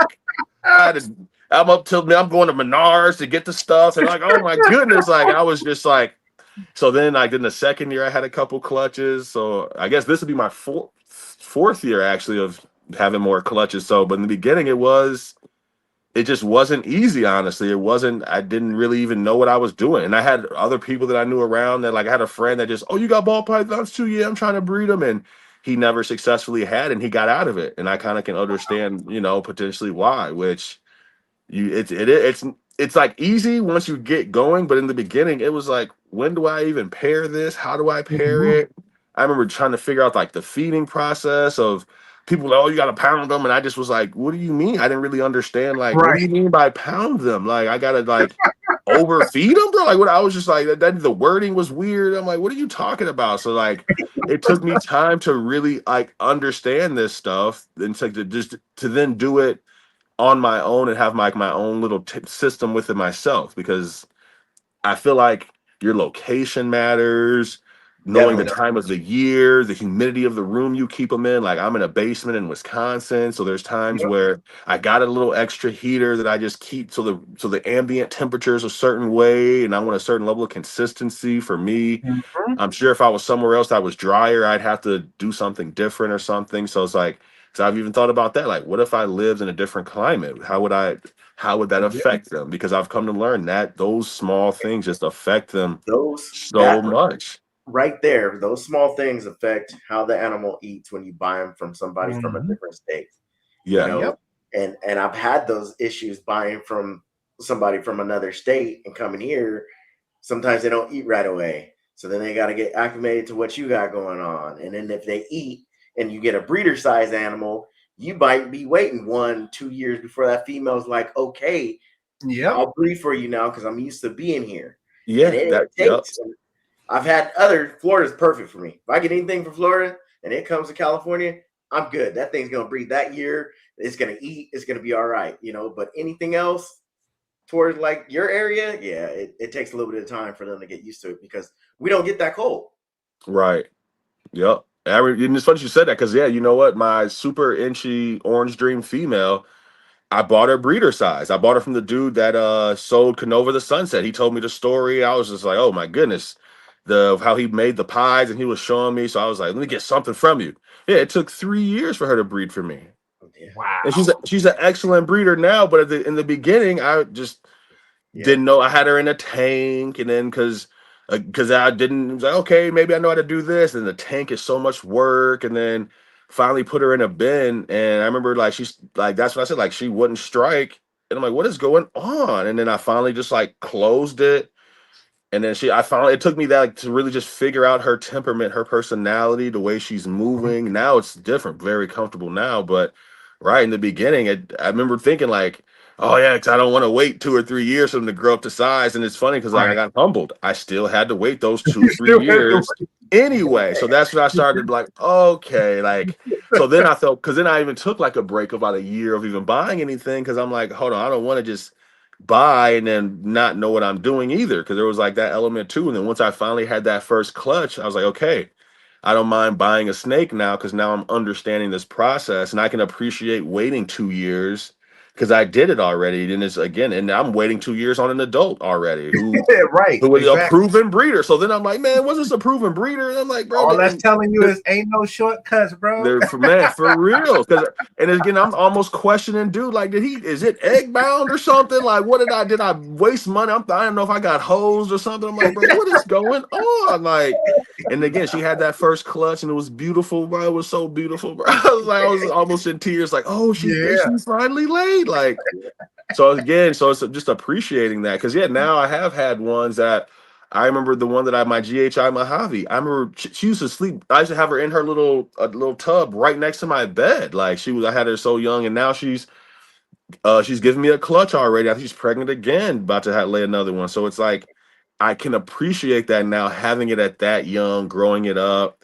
One of my other ones, it looks like she's been growing so fast. She's almost that size, and it's like, damn, like I'm getting ready to almost have now the clutch from my own production now, which is like, is flattering. And again, it's Oh so yeah. humbling because Feels crazy. Yeah. I remember my first. So then I remember when I had my first clutch, my dumb ass had them in the wrong type of container, and I'm like, what's going on? Like, why aren't they eating? What? And all of a sudden, I remember it was like 2 o'clock in the morning. I was in my basement, where I'm doing my stuff, and I'm just all of a sudden, and it was so organic. A video came up, and all of a sudden, it was saying like, if your animals aren't eating, put the water in the incubator and then give them that water. So, and then I'm like, and I was so confused. So I just put some warm water in their dish, and you seen their head dive in it, and they were drinking for like an hour. I just had bins everywhere, warm water everywhere, and all the babies were finally eating. So I'm just like, why does it seem like they're not eating? They seem just so skinny, and I just didn't understand that they didn't have the proper water. Like, their water temperature needed to be a little bit warmer. That's just what they needed, which I'm like, okay. And I didn't even understand that part. So I just learned just so many little like mistakes that I've learned that I'm like, and I mean, again, I had my room it looked like a crazy movie. I'm like, oh my, as soon as I figured it out, I'm like, oh my God, I had warm water everywhere, snakes everywhere for like 2 hours, from like 2 in the morning, like 4 in the morning. I'm like, what are you doing? Like, she came, I was like a mad scientist down there. So I'm like, I finally figured it out. And they filled up so quickly. Then like 2 days later, they were eating. And I'm like, so I had the water too cold for the babies in the beginning. Didn't even realize that was a thing or could be a thing. Like, then they end up just doing perfectly fine and grow so healthfully. So there's so many little details like that if you're not willing to be patient and work through, that should have set you back. Like, that hurt your feelings. Like, you put all this time and work in, and to finally have a clutch. Well, why does it feel like they're not doing this? Like they said, wait a week and then they'll eat. Then knowing some can eat hoppers right away, some won't. Some can eat a rat right away. So then you just start to again, and it's like these things have personalities. Like, it's just when you start to figure that out. Like, and so again, I'm at a point that skips it. Have you had one that skips its first shed? And eats before it has the shed? No, they just kind of don't shed. It's like a double shed. They just don't shed the first time out the egg at all. Yeah. And then pretty much you're trying to feed them because everybody else has kind of eaten and shed. And we went through that. And I mean, it was one that literally, I'm going to say, took probably 5 weeks to shed out. It was nuts. And then it finally started eating. Yeah, I think I'm going through that right now with one actually. Yeah, because there's one that I'm just like, what are like the rest is eating? I've done all the little kind of tricks. I'm like, what is going on with this? So, and it still looks like healthy too, though. It's not like the little skin and stuff. I'm like, what is going on with it? So you know what? I think so. See, that's the beauty of it. It's still learning. That's what I'm saying. I'm still learning because I just realized that must be what's going on. So I'm like, why? It seems fine. It doesn't seem like it has any issues. It's not like moving in a weak way or nothing. But I'm like, it just hasn't eaten yet. And all the other siblings have eaten. So then that's when I was like, do I got to force feed? Like, I don't really want to do that, willing to, but it's like, I don't want to force feed it. Like, that's just kind of weird to feel like I got to hold it and I don't want to have to. But yeah, there is one that's like that now. I believe that it's like, it looks like that's most likely what it is because I'm like, why haven't you eaten? Everyone else has. You're fine. You seem healthy. So. And again, that's just back to the beauty of just even humbling yourself to be willing to learn from anybody too. Like in this manner, real quick, like just like because there's so many things that end up happening, and I know I can only imagine in like 5 years how many more little details I'm going to end up learning about something along the way, and certain like the way certain ones seem to be a little bit more aggressive or they need more handling and. It's a beautiful process for me because I enjoy learning. What did he say? He said that he leaves them in the incubator and feeds them first meal in the incubator. In the incubator, which was interesting. That was something I'm like, oh man, I never thought about that. I've heard about just leaving them in there for their first shed and then taking them out and then start feeding them. But he left them in there and he feeds them their first meal in there. I can see that. That makes sense. Yep. Because and you can tell they're so like. They're so finicky like that where you can like I already know if I put you in a new environment, you're going to need some time to like get acclimated to that environment. Like it's funny which ones need a hide even within like a tub where it's like, why are you at? It's just, it gets like, how do you even, because then you're thinking like, it's in a tub. What do you need a hide for? But some just need the hide in the tub. And it's just, it's so funny how they're like that. I used to tell them, I'm like, man, don't do that. Don't do that. There, all right. Man, I had a female. I was like, you know what? I'm gonna put a hide in here. I put a hide in there. I got on them so much. I said, "Oh, I'm gonna do that now, huh?" If that's what you need, if that's what you need to breed to get to where I need to be and eat, more power to you. I got a pussy. Here you go. Yeah, there you go. And then it feels like once they get to be like the adults. Because then I was like, I even like threw a hide in just with it. They don't even want the hide anymore then. And it just suddenly doesn't, it's like, so when they get to, so there's just how they grow throughout their period and they get, then they get to be adults and it's like, so now you're just too good for the hide now? You don't even want it? Like, and it's just okay, then I guess we got our big boy pants on then. But you never let go of those moments either because I'll be throwing shade at them. I'm like, hey, Darren, why don't you send me a picture of that girl? In a hide. Like, for real. I used to tell him all the time, like, don't do that. That's he's all the time. I don't need that. Yeah, I'm like, nah, I need it. Yeah, because I even feel like I noticed. It seems like those once they get to that size where you need to put them in the bigger tub. Like, because at one point one was slowing down eating, and I'm like, why did you suddenly slow down? And then I'm like, in there. And all of a sudden I kind of picked her up, and I was like, whoa, she's a little bit bigger than I thought because she was in her hide so much eating. And I finally was like, oh wow, it felt like she just had like a growth spurt out of nowhere. And I'm like, okay, so I put her in the bigger tub, back to eating like crazy again. So it's like you're growing to your, like, you're aware of your environment, kind of like, which I know they'll do that. Like, if there's not obviously the right temperature, they're smart enough to know I can't digest it, they're not going to eat. So for some reason, sometimes I feel like I'm learning this, so I'm trying to kind of play with. That's why I ordered 2 more, just the ARS bigger racks now, because I'm like, a lot of my female holdbacks now are getting big kind of quickly. So I'm like, how does this affect which the ones I've moved over? It looks like they needed it. They eat better again. So I'm like, all right, maybe that's another thing that, in like 6-7 months, I'll be able to have a definitive answer. Like, no, this is just what they need. They get to be a certain size. They'll just kind of cut back because they think they're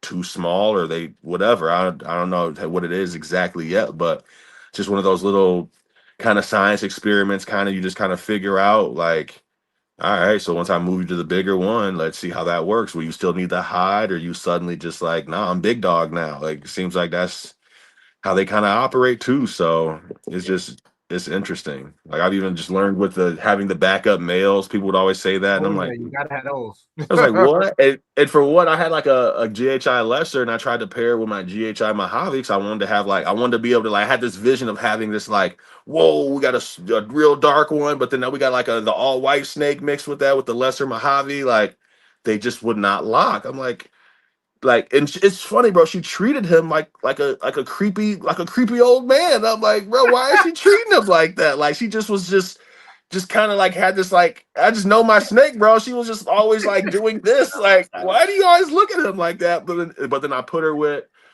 it was my orange ghost, and all of a sudden they were just together. Like, it was like, oh, okay, so maybe there's a little bit of love aspect here, I guess. Like, I don't know. It's funny how like, not my type. Right, like, it's funny how they seem to have their little, like, because right now I got a black pastel paired with just my a pie. And it's just, they've been locked for like a week. Like, every time I'm getting ready to, like, okay, they're just together. Like, they like genuinely seem to just have this like a relationship, which I'm like, I'm not stopping love either, man. If y'all like each other to the point where y'all like this, where I'm like, cool, I'm not really gonna.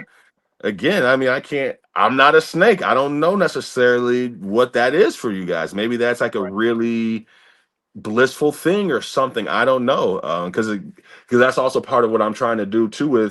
I'm trying to make it to where I'm having X amount of clutches that I can basically go right to the pet store, like, here you go, bro, this is all pet quality. So that's why I don't even stress, like, oh, I need to have these, I should be at a level where it should be 4 gene to 4 gene. Like, that's not going to potentially sell. But I know a bunch of pies that are single gene, those are all going to be pet quality. Those are going to sell well. The pet store is going to love it because he's going to be like, oh, bro, you bought me the pies. And that's a $125 snake that you're going to sell for $200. So I'm not even losing money really by giving you the deal that I give you. So it just works out for both parties. So it's just kind of enjoying that process, and having that whole process go has been a blessing for me, man. Just, again, like I said, just learning, just being humble enough to just keep learning and enjoying it. So, I mean, this is what I do. Now, let me ask you, you mentioned it a little earlier. I wanted you to elaborate on it so I can get your perspective on the use of Chat GPT and how, you do some of your planning. What role has it played in your developing into breeding right now?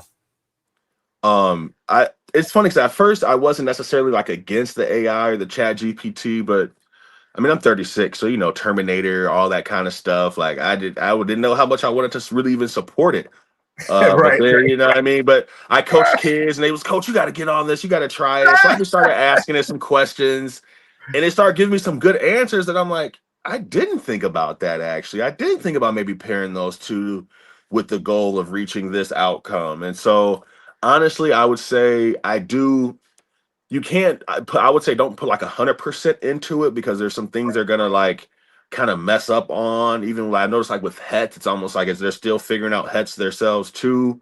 They're like, oh, you put this together and this together to make this. I'm like, nah, that's not exactly right. But I think it is a great resource. It's just like another person that you can kind of just bounce ideas off of, because I'm talking to my fiance about snakes, and she's just like, being a good woman and just like, okay, babe, like, oh, okay. And it's like, I need some, man. I want some feedback. Like, but yeah, she can't give me no feedback. She's just being supportive, and I fucking appreciate it. Right. But the Chat GPT, they going, oh, that's a good idea. You're on the right direction. Oh, you're brilliant. Like, thank you. So it feels good to have somebody gassing you up with this weird industry that we're doing, because it's a weird thing to be, if you're like, this is a weird thing. Like, I told you breed snakes.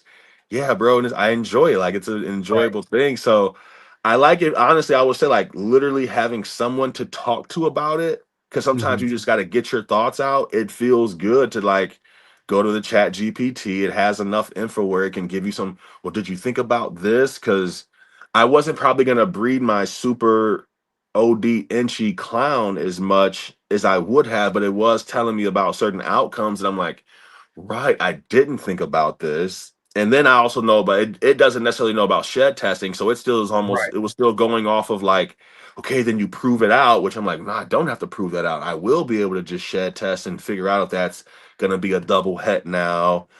And in the beginning, I wasn't as comfortable, like I said, with the hets and the paws. But now I'm like, okay, so if I breed this to my leopard double het, something's bound to be, bound to get something out of it. It's like, which that will accelerate the process. So it does just, it's almost like a coach in a way, like somebody who can just kind of really just kind of lean on, give some good direction. So I definitely would recommend just talking to it. Like, honestly, I got a binder somewhere. It basically lists me all my snakes, all the genes, and I made a print out a little binder and everything. That I'm like, man, if I wanted to, I could have somebody come in here and, hey, man, feed the snakes. Just mark them in the binder if you want, or here's my whole list of breeding plans. That it can really help you come up with some stuff and just organize it, because as you start to build up, it is easy to like, okay, I bought this with this purpose, but that was again 2 years ago. So now all of a sudden the female's ready to go, and it's like, well, now I might want to just put it with my het puzzle, and then maybe I can just shed test that, and then take that and put it to what I was going to do while it's still growing. Like, it can give you some different perspectives that I think helps you get out of your own way. Because like I said, at least for me, I start locking in, and I'm like, this is what I want. Yeah, I bought this for this, like, because I got a het sunset, and then but I have a sunset male, and I'm thinking like, then I got another het sunset female. That I'm like, by the time that's ready, I'll probably be breeding her with his children if I do it right. So then I'm like, so you start to kind of, so it helps you keep an open mind, I think, too. Because like I said, it's very easy to like, man, I remember when I bought the GHI lesser in the field, that was going to be a clutch for me. Like, I just knew for some reason that was going to be it, and they didn't. And I'm like, and it just how to navigate, or okay, what should I maybe do? What's a good backup plan? So I definitely would say at this point, I do use Chat GPT for that kind of stuff now. Like, I'm not going to over rely on it. Like, again, like I said, I came from the Terminator era, so I know I'm not getting robots or nothing. Yeah, I ain't going too hard on y'all, but I will use it enough to be able to. I feel like I want to use it so it don't use me, because it's still AI. So I think it's a good source. I think it's a good source. Yeah, I think definitely. So last year, did you hatch out any holdbacks? Yes. So I had an inchy orange dream that's het for orange ghosts that I held back. This year I know it's a super inchy, super orange dream het clown. That's part of my holdback. I got a lesser OG lesser het orange ghost. That's a holdback. So I probably got about 7 holdbacks now. So it feels good it does feel good to get to that point to where it's like, and it's crazy because there's actually a banana fire that was het orange ghost. I had 2 of them. I was going to hold one back, but at the same time, I mean, they just wanted it so bad, and I'm like, bro, if I have to give this up, I got to give it up for this price. Okay. It's like, I should have said more money. But I'm like, okay, because at the same time, I'm like, you know what? And that was again one of like my first experience with that. So I'm like, okay, I gotta really, the things that I want to hold back, let me either double down on, figure it out. What's my plan with it? Because at the same time, I'm not in it for money, but at the same time, if you offer me X amount of dollars, I do have a family. Why wouldn't I potentially like, okay, if you're gonna pay this for this, I'll find another direction to go. So that is kind of how I looked at that situation. And so yeah, I still have quite a bit of holdbacks though from that first year.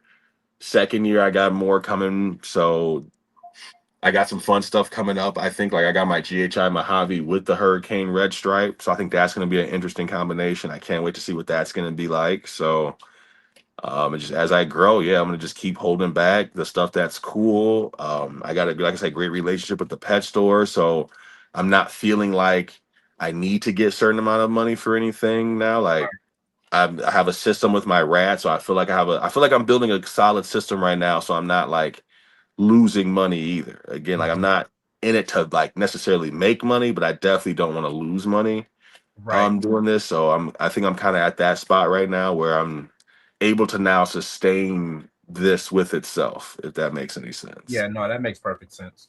That makes perfect sense. That's always the goal, was kind of have it pay for itself now. Right. If you get so many, you invest so much, and it should be starting to recoup some of that money back. Yeah. Then you gotta still invest into certain combos and certain genes that you want to have in the collection. Because if you stay stagnant, I did that before. I stayed stagnant and was like, I got what I need. Yeah. And you know what's funny is I almost did that too. And that's why I'm glad, because like technically that's why I only bought like one snake, and it was the blackhead cinnamon het sunset. And one of the things I was like, I haven't seen a sunset blackhead. I mean, I'm sure by the time it's up to size, I'm sure that there may be some out there, but there may not be, because like I said, some people don't.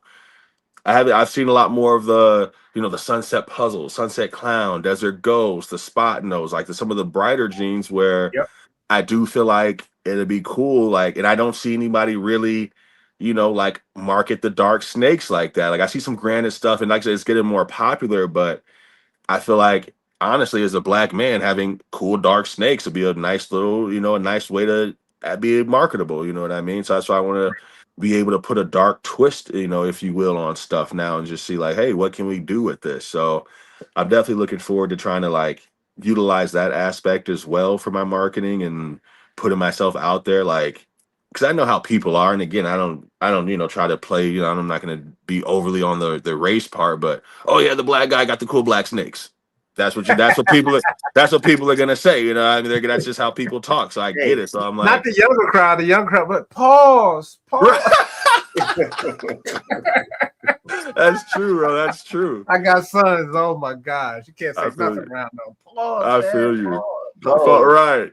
That's right. So funny. I seen a video from one of the comedians. He was like, "Bro, what is? I can't even a hot dog no more. Everyone's paused. Whoa. Like, and it's true, bro. And again, that's part of it too, though. Understanding the up and coming crowd, because I think sometimes people misunderstand is like the world is growing and it's allowing subcultures to grow way more. You know what I mean? Like, I'm a Star Trek fan, and I like Star Trek is actually way bigger now than when it first came out. When it first came out, it was like, whoa, is this even a thing? But as there are more open-minded people, some of these subcultures are not as So some of these subcultures aren't as crazy anymore, taboo. So Netflix has made like so many things that weren't big when they came out bigger, even bigger now. Like I know Office, one of those ones that once it hit the Netflix, it blew up compared to when it was just on TV. So there's no telling what might be invented in the next 5 years that all of a sudden, if you was already a snake breeder, now you got this type of visibility now, because now it's not so taboo and weird. So I think keeping the open mind for stuff like that is important. Like that is definitely something that's important. With that is that you're able to see it when you want to see it, then versus seeing it when it comes on at a certain time. Oh yeah, that made the biggest dynamic change, because you know, when we were kids, you was like, you had to be, hey, oh, my show's gonna come on. You got to be home Oh at a yeah, certain time. that's gone. Yeah, We haven't Right. had TV service in like a decade, bro. It's just Fire Sticks and Netflix and Yep. Right. ever. Like, yeah. Now when I'm home, I'm watching. I don't even like really even set anything to watch unless it's on YouTube. Then okay, you know, I get alert. You know what I'm Yup. saying? That's a good sign though for everybody who's watching on YouTube. Very interesting thing. We're talking about ChatGPT and about the different growth platforms. They were talking about at any given moment, you know, any of these platforms, the TikToks, the IGs, all of that can grow and keep evolving. But one thing that's remained like number one social media platform has been YouTube, bro. And I don't see it going anywhere. It's like king for a long time, and they started talking about the different avenues on how it's searchable, and that's the biggest problem with IG.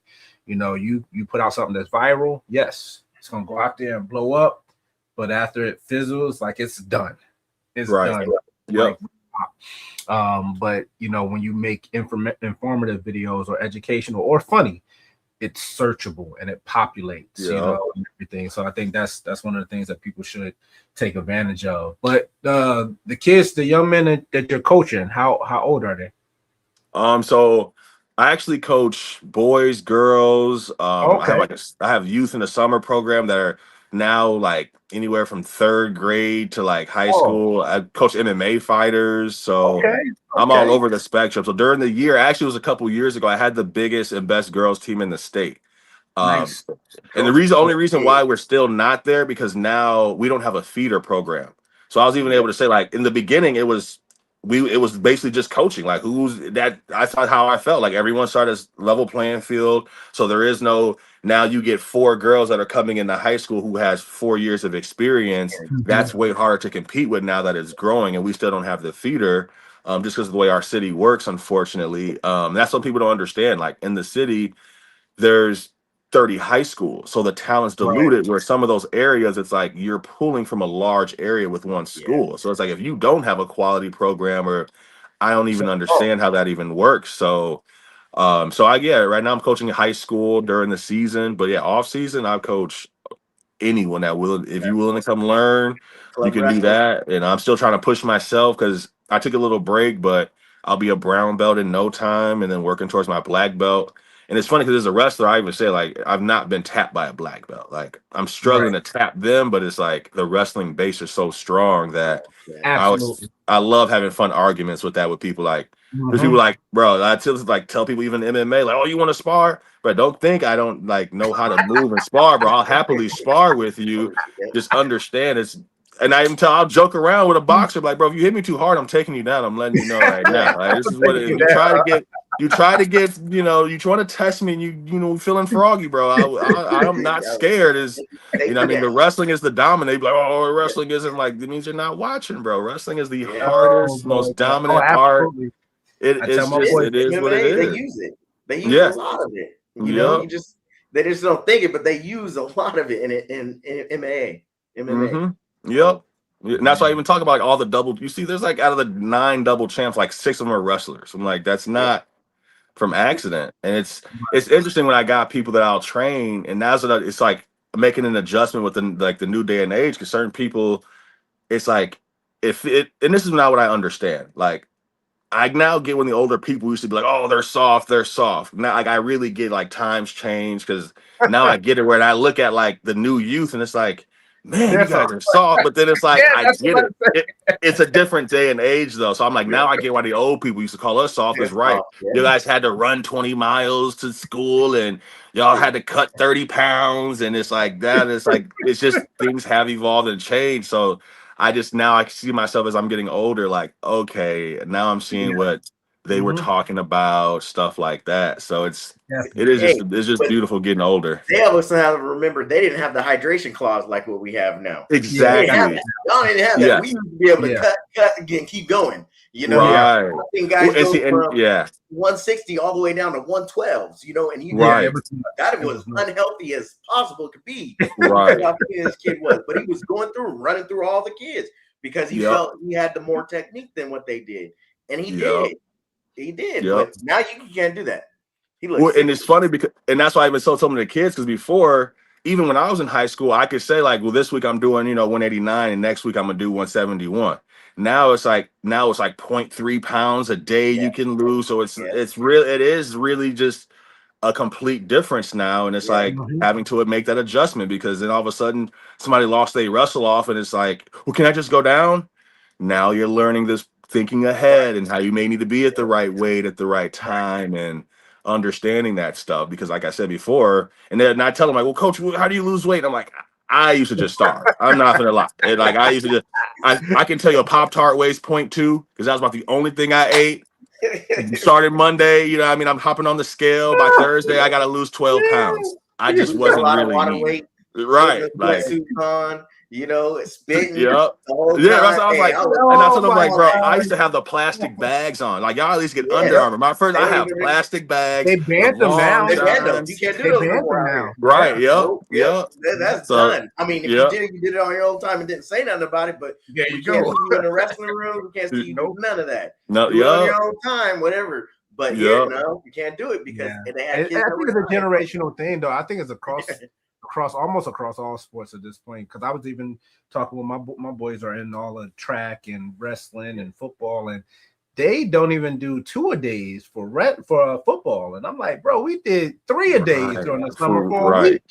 Like, what is going on? I'm like, this is crazy. When it's funny because like it's now for me the first 2 weeks is really, and I know it was like that, but it's even more to the point to where I'll have kids come in like, have you ever seen a match? No. And I'm like, the whole point of this is to not go to your back. Like it's a crazy where I even have to start. Some don't have like aggression where I'm like, wow. Yeah. It's like, I don't even do it to necessarily put them down, but it's like, why are you doing something where somebody is out there potentially trying to hurt you? Like, why don't you?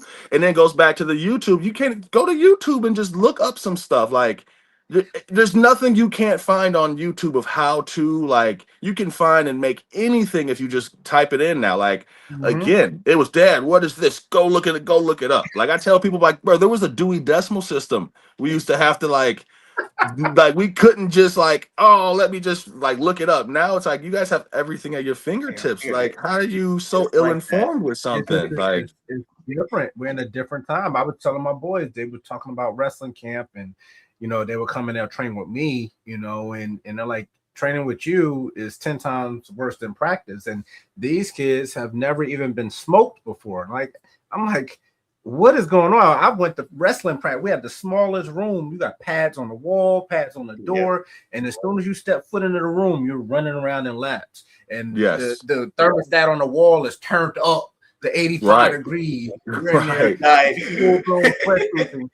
When I say you don't stop moving for an hour, you don't stop moving for an hour. Right. You're shooting, you're rolling, you're running.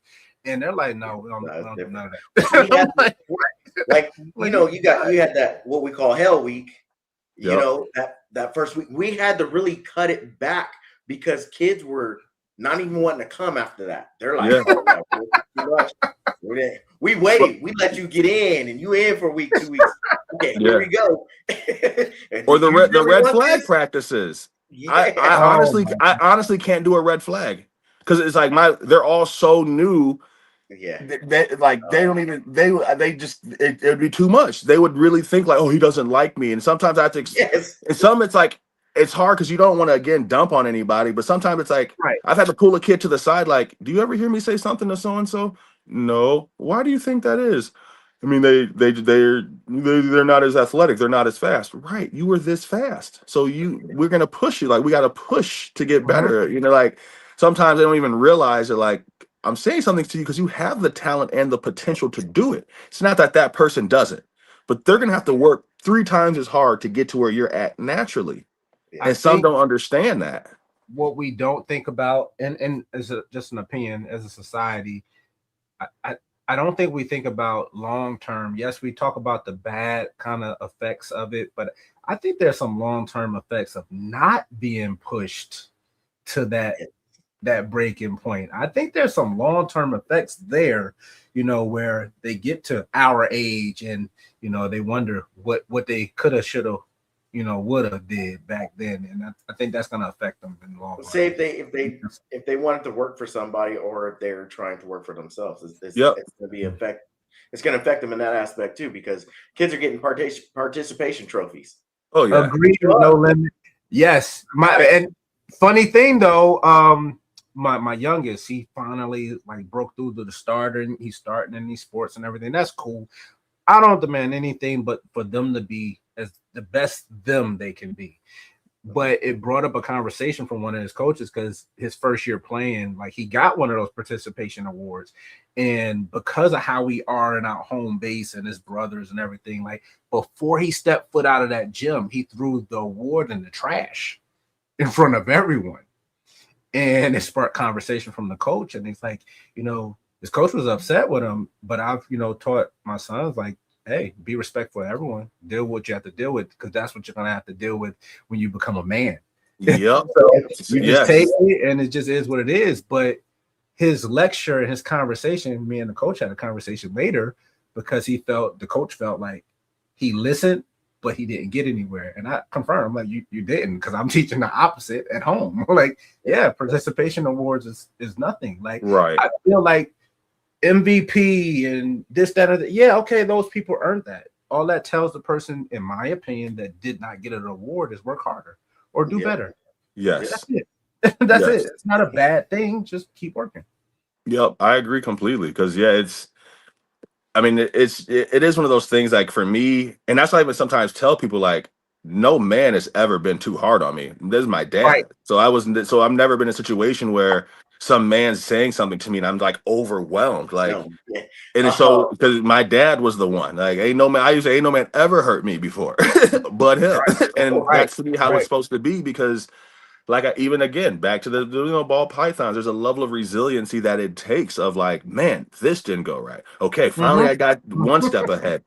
Damn, I went 2 steps back because now I got to learn this. And that's just, honestly, that's life. Like, I slugged out.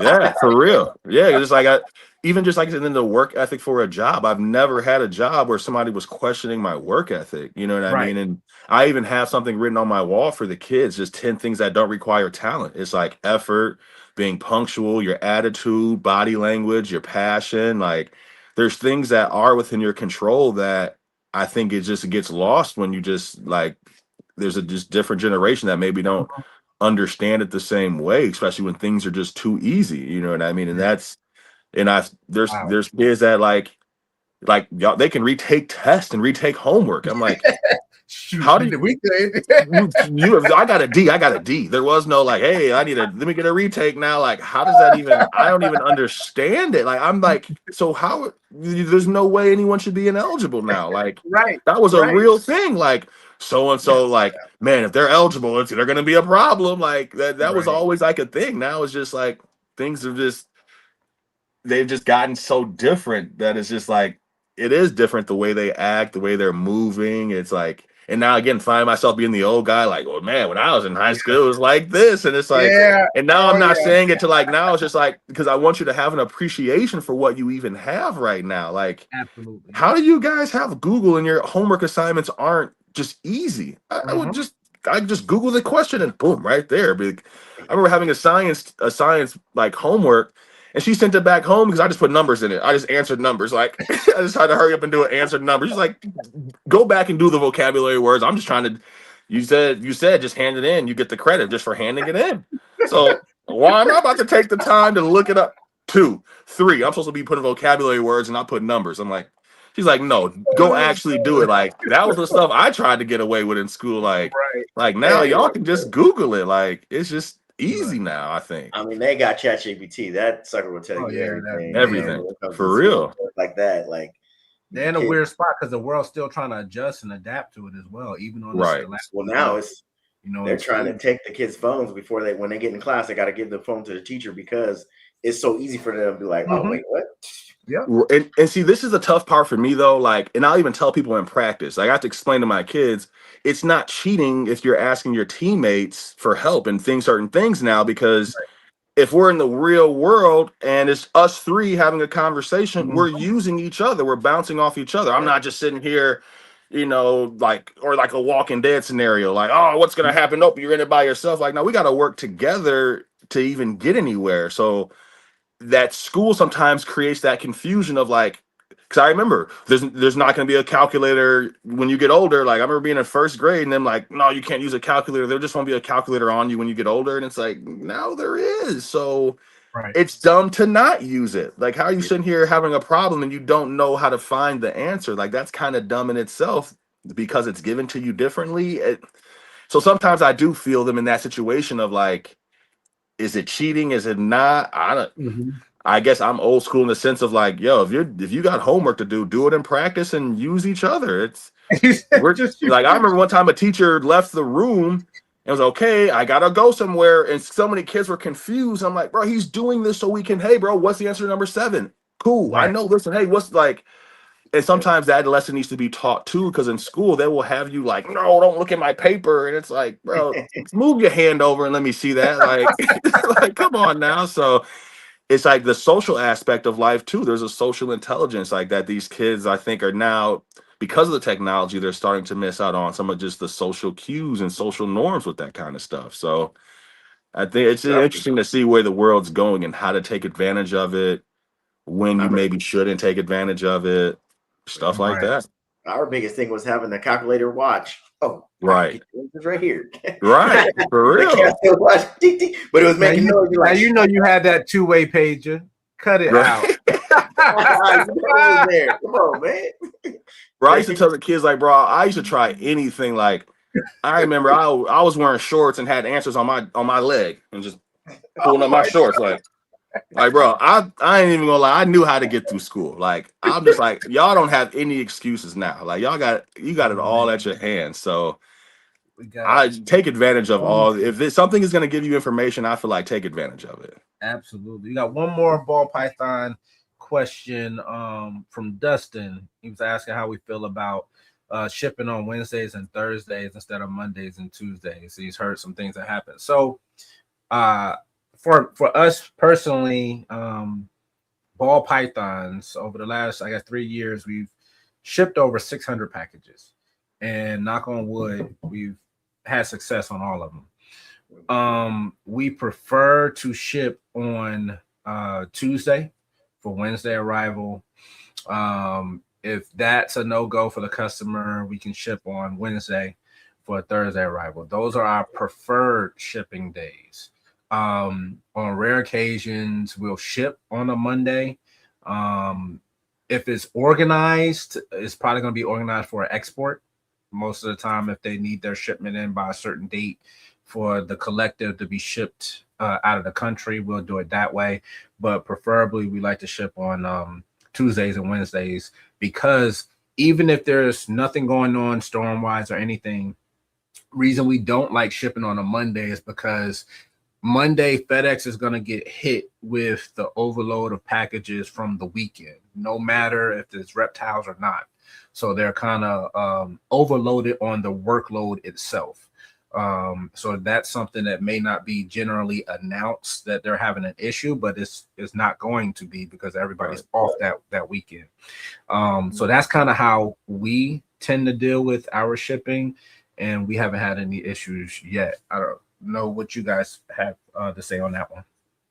Honestly, I mean, you nailed it, because I just always looked at it like, if you do Thursday and there's like if something happens, now it's for sure it's sitting there over the weekend, and that's just you just can't even take that. That's just not even a worthy risk. Because again, for me, I like everything enough to where I'd rather hold on to it myself. I like it. So I think and I never thought about that with the Monday thing. Actually, that has a new perspective for me. Because I usually look at doing like Tuesdays to make sure at least we got those. If there's something happens, one extra day shouldn't be too bad to where you're worried about something. So I would do like Mondays and Tuesdays. But actually, now that you even said that about Mondays, that is true. That's going to be the day where you get all the backup and the over workload. So I mean, that would be my suggestion as well too. Because usually I'm a Tuesday. Usually I don't even do Wednesdays either, just in case. I mean, I'm just in case a Friday is weird and somebody is partying Friday or something and forget or something. Like there's too many things that I know can go wrong that I want to minimize that as much as possible. I've had shipped on a Thursday, right? The person wanted to ship it out Thursday so they could get it Friday. They were all about it. They really wanted this. Please, please. And I said, okay, all right, I'll do it. But if it gets held up, something's gonna happen. So that means we got to pay attention all the way to the time it is able to be picked up on Saturday. Yeah. She was able to pick it up on Saturday at the hub, but it got held up that Friday, wasn't able to get it. She was able to pick it up that Saturday at the hub. So luckily it worked out that way. That's lucky. So my hub, they're open, but you can't make that container isn't open after they shut that container on that Friday. That container is closed all the way to Monday. And the actual hub itself will be open. They can't even go inside of it. It's nuts. And we got all kind of contact information for the workers. They're really cool at our hub. Nice. They literally bend over backwards. But yeah, that weekend shipping stuff, man, it's dangerous. It's dangerous. Definitely, but she was able to do it, pick it up. She was 9 a.m. She was able to grab it that Saturday. They were happy with her taking it. Fine. She got it and was able to get it. Another add-on to that is when you're talking about just preferences, it's not mandatory, but we also prefer to ship to hubs. We receive at the hub, you know, and even though we got our driver's phone number as well, but we would rather receive at the hub.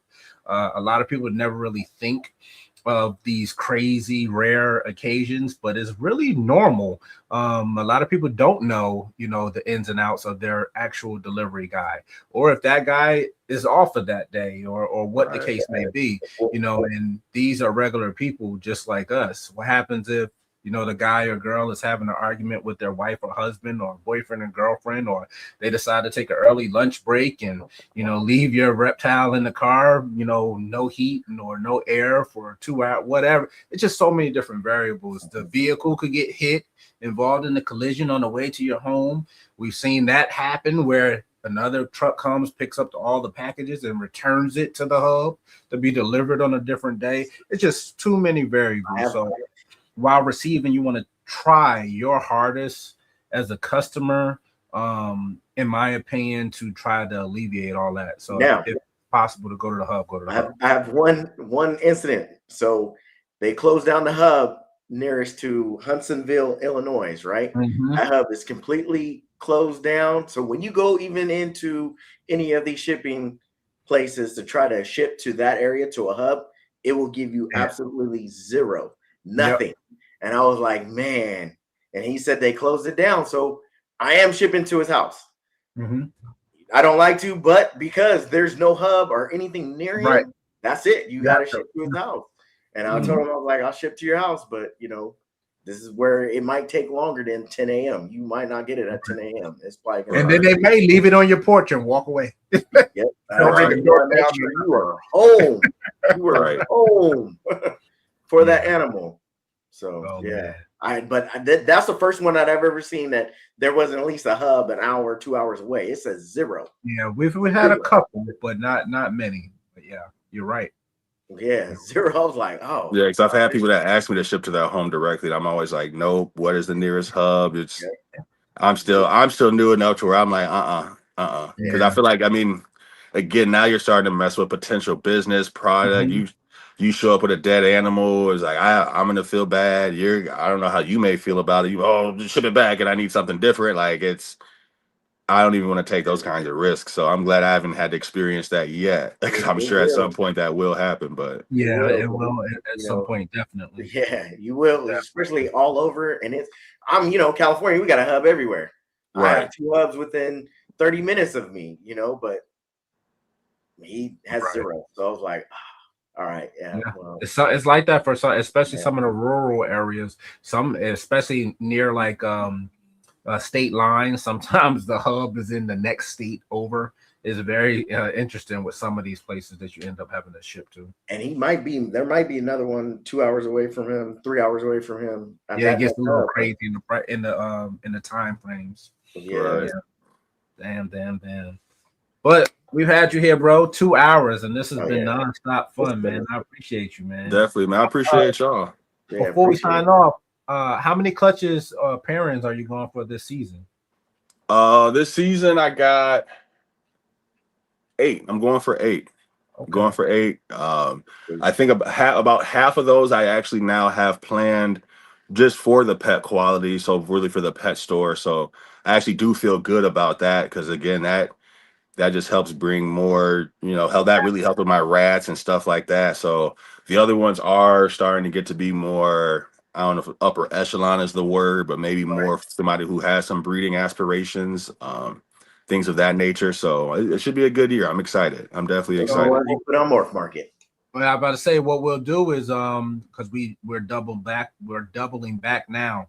We'll make sure we take notation of it, and once you really get these all on the ground and figure out what you're keeping and figure it out, maybe we bring you back on and actually show off some snakes, what you hatched out, what you're actually letting go. So maybe some of the viewers can kind of have first dibs and first shot. Yeah, let's do that. I would appreciate that. Yeah, I appreciate y'all for even having me and even reaching out, man. It's been a great experience, man. I got to learn more stuff as always, that's part of the goal. I have fun, man. I have fun talking to y'all. So this was a great experience with some wrestlers, man.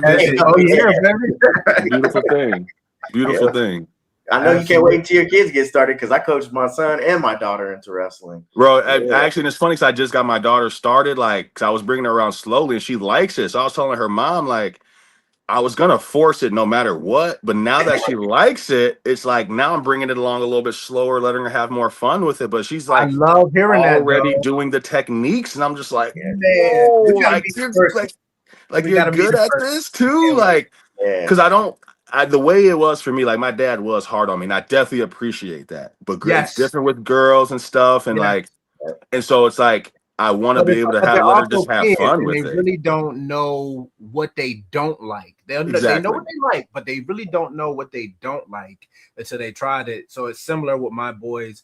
Every semester they have to do something. I always prefer that they like what they're doing, but if they don't pick or haven't picked the sport, they all have sports now at this point, I pick it for them. So it's mandatory. You have to play a sport, and it's not about being good. It's just about being a part of something. To better yourself, knowing how to play your part, be a team player, know what losing feels like. All of it. Yep. To kind of endure all of it. And I got young men. My oldest is my daughter. She played volleyball and basketball as well. But I feel like that's a part of their characteristics and building their personality and them becoming young men, hopefully productive men of society. Absolutely. So I'm all on board. Because it's if she's not good, I'm not gonna put that on her. But then but then if you do have the potential, then it's that is it's a whole nother thing. You know what I mean? So it's you obviously hope they're good, but I can't just be well, this is what but she does seem to like it. She does seem to have a talent with it. So I'm wow, and my son's only 1, so I can only imagine. He's already just athletic. It's still gonna be harder for him. I already know, you being a wrestler. It's gonna be harder for him. My youngest out of my 3 boys, he didn't take to wrestling as quickly as they did, and it wasn't too nice. Hey, bro, you suck. But we're gonna get better. And now, bro, my son's name is King. This boy has no choices in life, bro. He only has options. This man has options. Either you are gonna be an athlete or you're cutting the grass, boy. This is what it is. I'm not giving you a choice. There is no oh, what do you want to do today? This is what you're doing today. This is your name is King. His name is King Malcolm, bro. So But you know what? The bigger picture for anyone that's listening live or maybe watching on a rewatch, in my opinion, I'm sure you guys have your own opinion as well, probably the same. As a man, as a person, man or woman, you're going to have to do things as an adult that you don't want to do. For real. Yes. It's just yes. That's one of the biggest misconceptions of being adult. You think, I get to just do whatever I want. And I saw that beautiful video on IG. It's you basically do what you can afford. Which that is part of the work ethic. And then it's and for me, I'm 36 now, and I'm not, by no means am I rich, but I'm definitely not where I was in my 20s. So I'm glad I grew out of literally at 20, it was, are we going to go party today or am I going to eat today? And obviously that was party. So now it's okay, I can actually make grown man decisions, invest in things the right way, think about their future. That's honestly why my name is what it is, Breeding with Briggs, because at some point they're going to be forced to help me with this stuff. And if they want to take it over, they can. I have like a boating business I do too called Boating with Briggs. So it's like, Okay. I mean, I plan to keep it all in the family at the same time, you know, and I want them to be able to take these things over. But again, these things are going to come with work ethics. You're going to have to work before we, you know, that's just like the whole, there's so many kids can't even sit still. It's amazing where I'm like, just sit down and don't move. Like you have to learn how to do that. Like that's a thing. I got it.